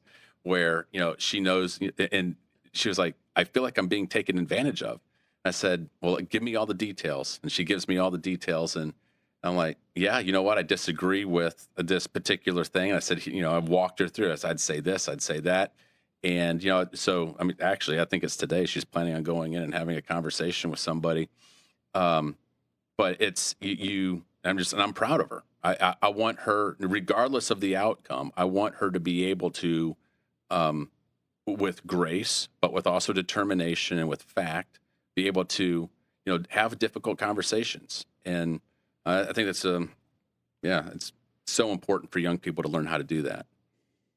Yeah, and I'm learning from them, and I think that's one of the things that I don't think we probably talk about enough as parents. Dean talked about it a little bit, but I'm learning to be better from them in my good moments and in my bad ones, right? One of the things I had a very bad habit of, very bad, it's maybe dramatic, but I would ask my kids, well, what do you want? To your point for self-advocacy, right? And I think I was asking the wrong question. The answer really should be, what do you want now? Like, when you ask those big questions to somebody who's so focused on, hey, I got all this going on a Tuesday, Dad, and I got this big thing to deal with. I think at times we need to make leadership toolkits more accessible for our children in different ways. And I don't think I do a great job of that every day, but on my good days, I think I do that. I make it more accessible for them to use some of the tools that we have. But just realizing that they need to use the tool a bit differently. And practice is needed. You got to get out of the theory into actually having those conversations. And that's awesome. Tell your daughter I'm proud of her. Yeah, thanks. It's you and I could talk about our kids forever.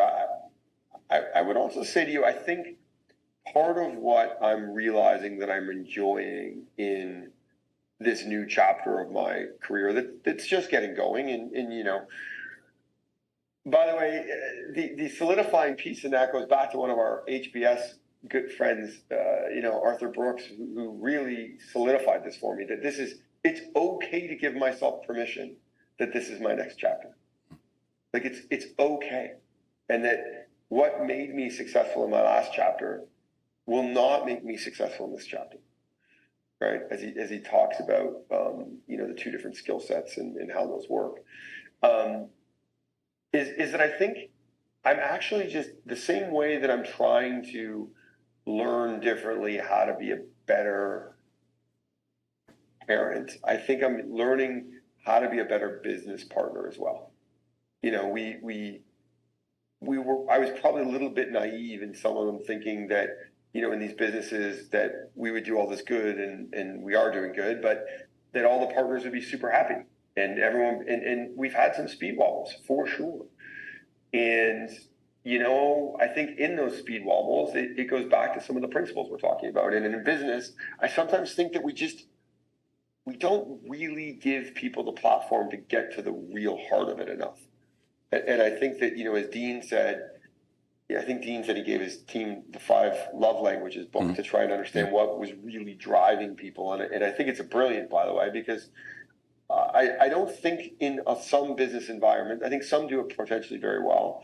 I think we worked really, really hard at it at an agency, but we were also fortunate that we had a similar type of demographic working in the industry, is give people the platform to actually be able to tell you how they're really feeling, or something you did made them really feel, so that you can actually evict the change they need.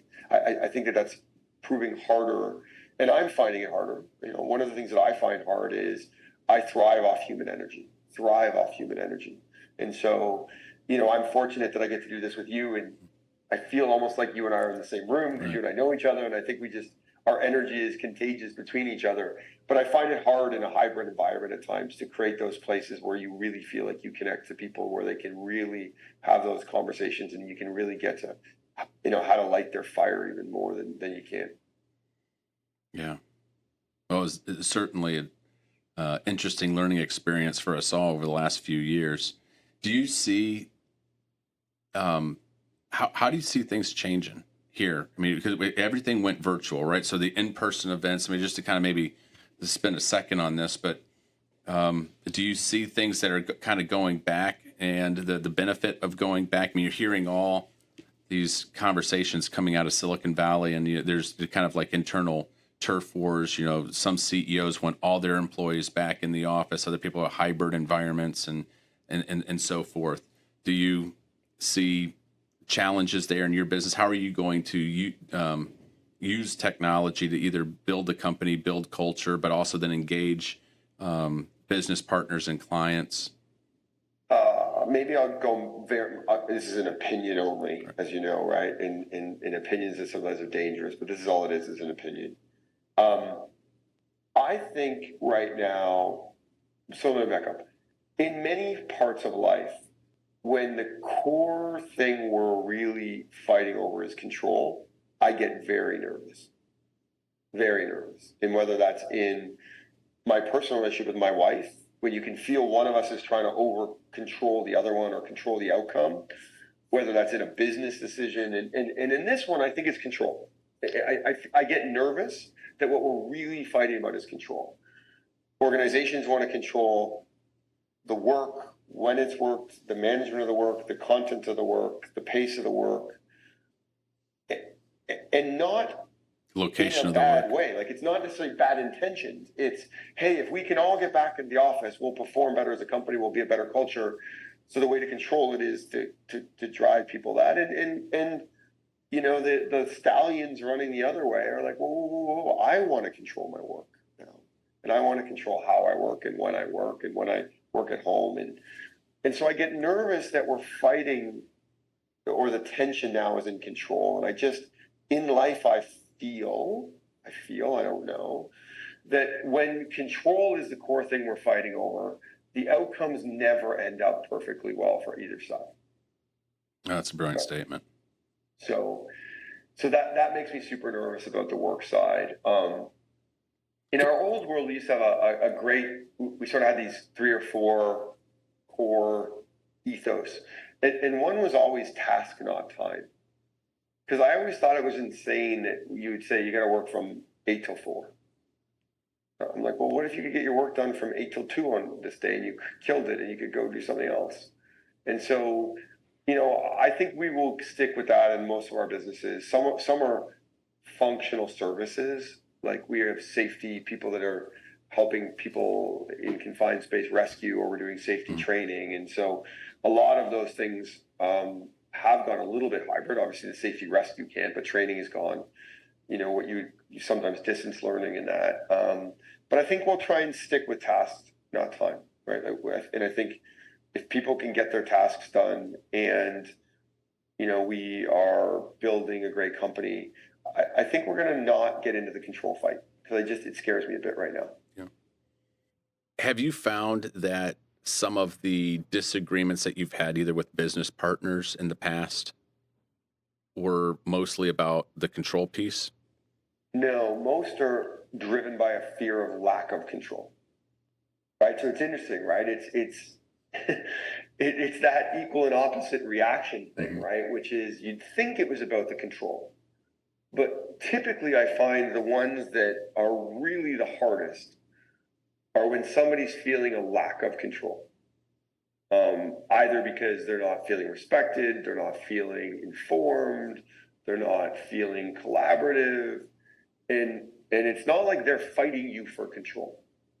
What they're actually fighting for is to get rid of the sense that I have no control, or I'm out of control.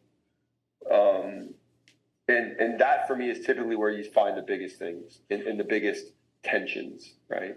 In some of the businesses we look at, you always get into a conversation of, should you acquire or invest in a business with some sort of an earn-out, right? And this is always one of those lack of control things, which is, it sounds like a great idea until suddenly the organization starts to run a bit different. And the person who signed up for that now feels totally out of control to everything that actually controls that, if that makes sense. And so, it's just a perfect example of, it's not actually about the control, it's about the total sense of lack of control. How have you helped people in that situation who you could tell it's like, you know what, this individual or the issue here is they have a feeling of lack of control, and because of that, it's causing issues for the company, for the board, for whatever the case may be. Imagine you've got that person in front of you. What do you do to help them kind of get in a good spot to where there's that's a, because I've participated or know of, multiple situations like that in my career where I've run across that exact same thing where it causes friction. It causes the company to kind of, have sideways energy. How do you help that individual? The two things we're living through right now, and like this is a live Petri dish study, right? And I would say it doesn't go so far yet. Like we're not in it enough to be in like the Francis Fry trust module of figuring out which are the levers of trust. We're not there yet. Some of it is the first level of trust for sure. I think for me, I've got to work really hard every day. And I've made some mistakes already in a couple of the businesses we've had that seem like insignificant small mistakes as we're trying to figure out how to get the rhythm. But they were bigger because people felt differently, right? And so I think the thing that I have done a better job at, and even in the last couple of weeks, are creating space for people to start to unravel the lack of control. And sometimes space is just listening, and sometimes space is actually stepping out of the way. So we set up a meeting last week between two founders because we were trying to get them individually to get the momentum we needed them to have. And then what I suddenly realized was, well, maybe I was actually the problem. So if you could just get them talking and feeling like it was a different space to talk about it, then some of these challenges came out. And so even, with calls or discussions that we had, with the founders ongoing, when I got the opportunity and they created space, I opened up more space for them to say, hey, well, is that something you'd like to talk about? And the reason I think we're able to do that is if you go back to sort of our 5 principles, alignment is number 1, right? So I always talk about if you're not feeling like we have alignment, then let's talk about how we can get better alignment. And so those are the 2 ways that I think we've done it. Is one, I've found ways to create space that people are able to maybe start to unravel some of these things and realizing that I've got to get my ego out of the way at times. And sometimes I'm not helping unravel it. I'm actually the one creating the sense of lack of control. And on the other side, we sort of have one Bible in our business, which is alignment. It's the start. Like if you don't get past alignment, we can't get to empowerment. We can't get to all those other things. How much of your time do you think that you spend like in this example, you were a facilitator, right? So you're not coming to the conversation with these 2 founders to be like, well, here's the answer, we're going to go execute, but you're actually facilitating, some dialogue to create alignment, create trust, to enable the organization to kind of move forward. It's just how much of your time in this kind of new role do you find yourself in that facilitator mode? Is that a large part of your job, or a little bit, or? Yeah, I think it will become, and I don't think in the first 6 months I've used the right toolkit all the time. For sure, man. Like, oh my God, I've probably had some harder, more difficult, crappy conversations in the first 6 months than ever. And honestly, you know me well enough. I don't think I'm a perfect communicator by any means, but I don't think I'm a terrible communicator, and I think I'm a pretty good listener, and I think I'm pretty intuitive, but you would think I lost every one of those skill sets at times in the past 6 months. And I think it's because I was trying to get us to agreement versus alignment. Oh, that's so awesome. That's an incredible point. That's one of my biggest mistakes so far in this job is I was fighting for agreement where I should have been supporting us both with alignment. And by the way, I think I probably should do that more in my marriage too, if I really think about it, right? That's probably like a good life lesson there is we fight for agreement a lot, and really what we should be fighting for is alignment. And how do you give me your definition of both, the difference between agreement versus the difference of alignment?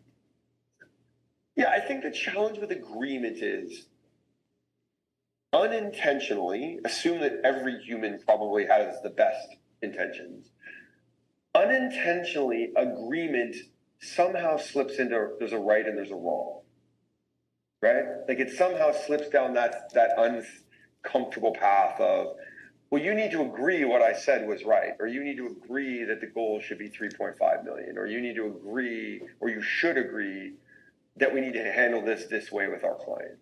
And somehow, a lot of the times, that means that whatever the other person said isn't right because I'm asking them to agree with what I said. And I think alignment is more of really having everybody just focus on the outcome and not necessarily the path to get there as much. Because I think agreement sometimes is how, and alignment is much more on the why and the what. And so I think the why and the what is a much safer place for people to share opinions and voices and all of those things. Now, that is a brilliant insight. I'm going to use that specifically. That unlocked a couple of things for me. So. Honestly, my friend, I've pounded my face off pavement and taken some really hard learnings in the past 6 months that once again will probably be life altering in the sense of I will just be better at trying to help and support people if I hear them differently, right? Mm-hmm. But I would say I fought for agreement way too much in my first 6 months. Well, for people who are wanting to learn more about your new business and get in touch with you, where would they go? How do they get in touch with you? Yeah, the probably for founders that are looking to learn a bit more about, what they could do with their business. And we spend a lot of time talking to founders years before they want to exit their business.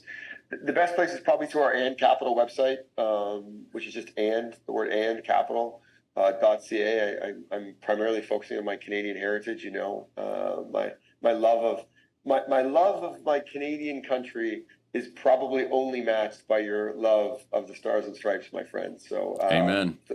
So that's where it's probably the best part. Or chase me down on LinkedIn or whatever it is. If there's a reach out or a shout out that or a learning that you can give me, I'll take them all.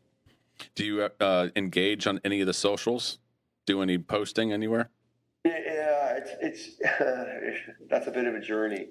So the two things I'd say is I'm back to getting involved in LinkedIn. Through this reinvention stage, I kind of went dark across the board, which in hindsight, I don't think was healthy. I thought it was freeing, but I think it was more isolating. And for a person who thrives off human energy, I could still get it off those platforms at times, and I backed totally away from it. I have really backed off other platforms for sure. I actually wrote, I'm turning 50 next May, and I have these 50 things, it's only 47 of them so far, but that I'm trying to accomplish or things or thoughts that I want to come true or for me to live life by or whatever it is by the time I'm 50. And one of them was to actually get off one or two of the other social media platforms when I started to realize how much of my day it was taking up. Pretty smart. Pretty smart. I'm not fully accomplished yet. This is I'm still sneaking a little bit of the bad social media drug every once in a while. Every now and then you got to get that quick dopamine hit. Yeah. So as we're kind of closing up our time here, I'll make sure to put all this in the show notes so people can go out there and see what you're up to. And we'll definitely want to get the right founders headed your direction. If they have questions, they can learn more. But you're a lifelong learner. You're about ready to graduate from Harvard Business School, the executive program. What are you passionate about right now in terms of your learning? What are you reading? Things that you're kind of studying, things that are, tip of your mind. Yeah, I think there's two things for me. One is I would say I have a insecurity around my financial literacy. And so I'm really trying to just learn to be better at running, understanding balance sheets and looking at different P&Ls and different capital structures and stuff like that. And that's just honestly me fighting an insecurity. So that's probably one. I read a lot of annual reports or quarterly reports right now. But the other one, and I was thinking about this question and it kind of terrified me, but probably the best book, if we're talking a hard book that I'm leaning into, is a book called Range.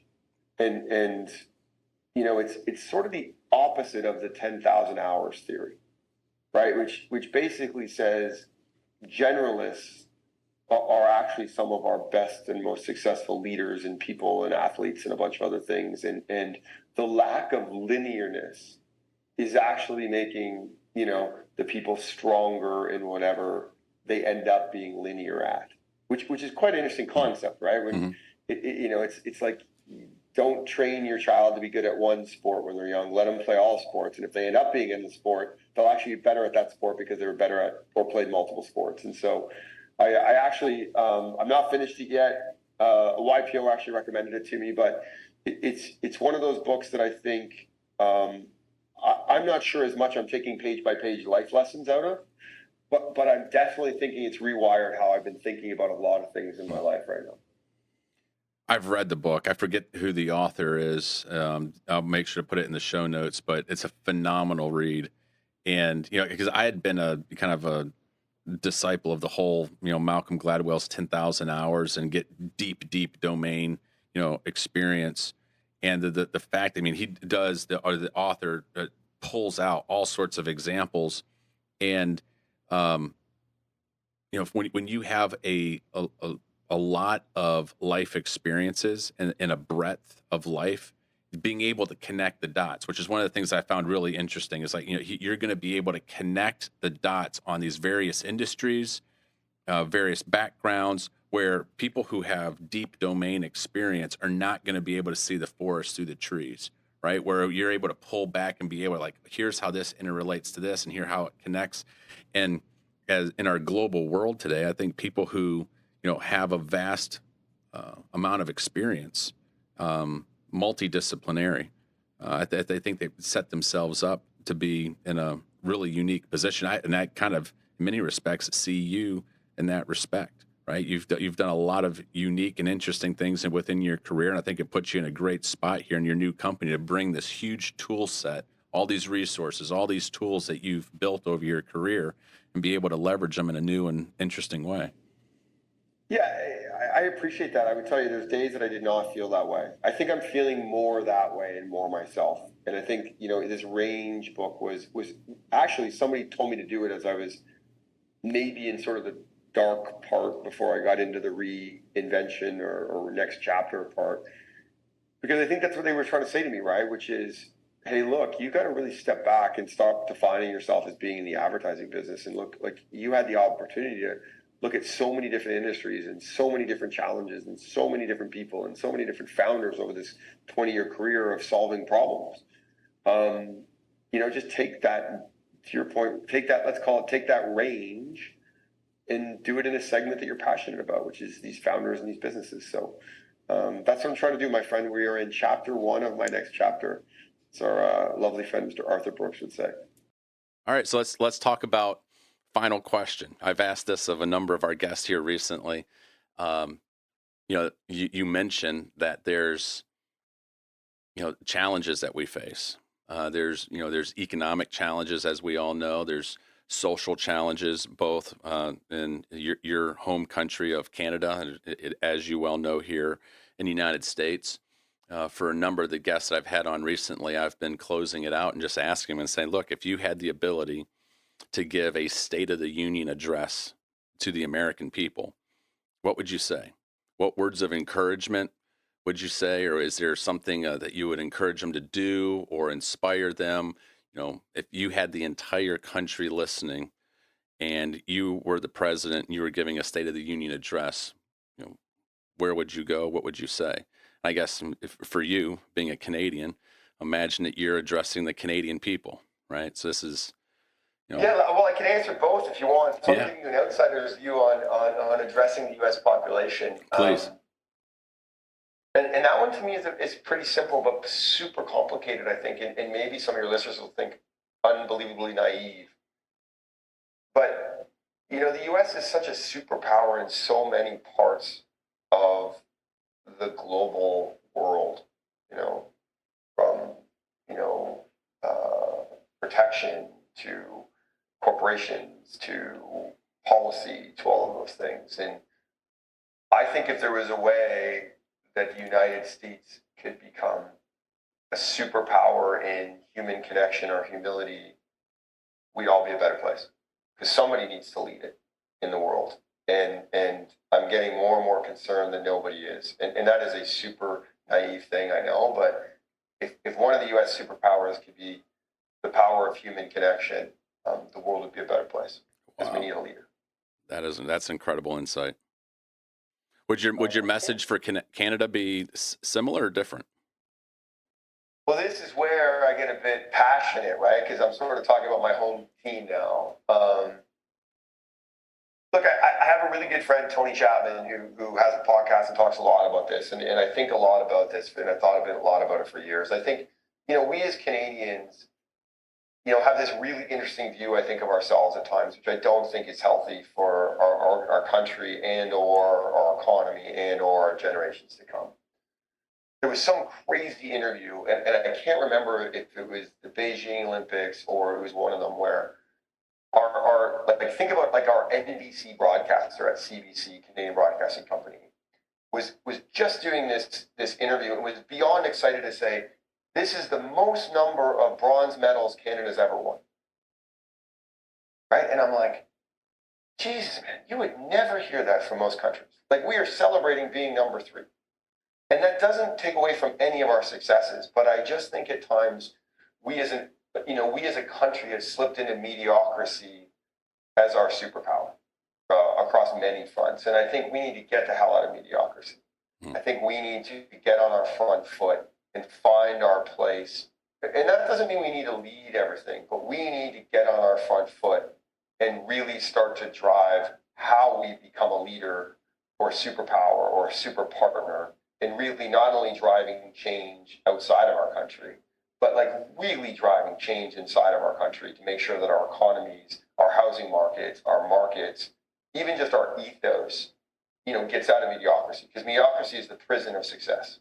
And I think that, as a country, we need to get going and get out of mediocrity would be one of my general statements.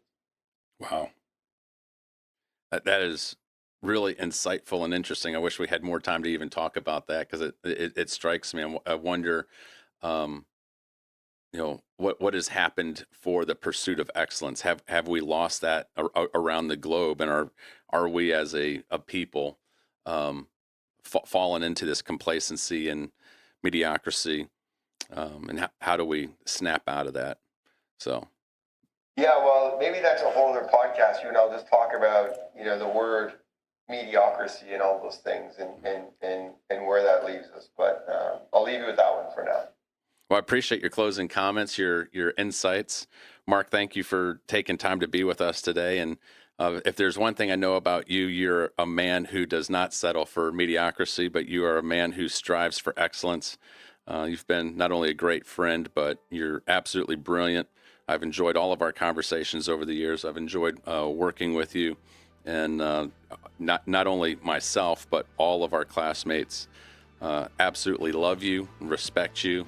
And we are certainly all cheering you on for this next chapter in your life. I know that you are laser focused on it and nothing else, living it to its fullest. And can't wait to see what you accomplish. But you've got a whole bunch of raving friends and family who are cheering you on. So can't wait. Thank you for taking the time to be with us today, man. Well, listen, Bob, thanks. And this is a perfect example for me of, I think, you dropped in the middle of chapter 1 of this new chapter of mine, and it was a bit of a page turner for me in a great way. So, your energy and passion came at the right time in this chapter for me. So I appreciate it. I love you, brother. I love you too. Take care, man. Bye. Bye. Today's episode was engineered by Mitch White with graphic and marketing help by Tristan Dickey. Special thanks to our guest, Mark Ferrier, for taking the time to be with us. Make sure to subscribe on Apple Podcast, or if you're an Android user, check us out on Spotify or wherever you go to listen to your favorite pods. If you like the show, please share it with a friend and give us a review. That's always appreciated. Thank you for spending time with us today, and we look forward to seeing you back here next week.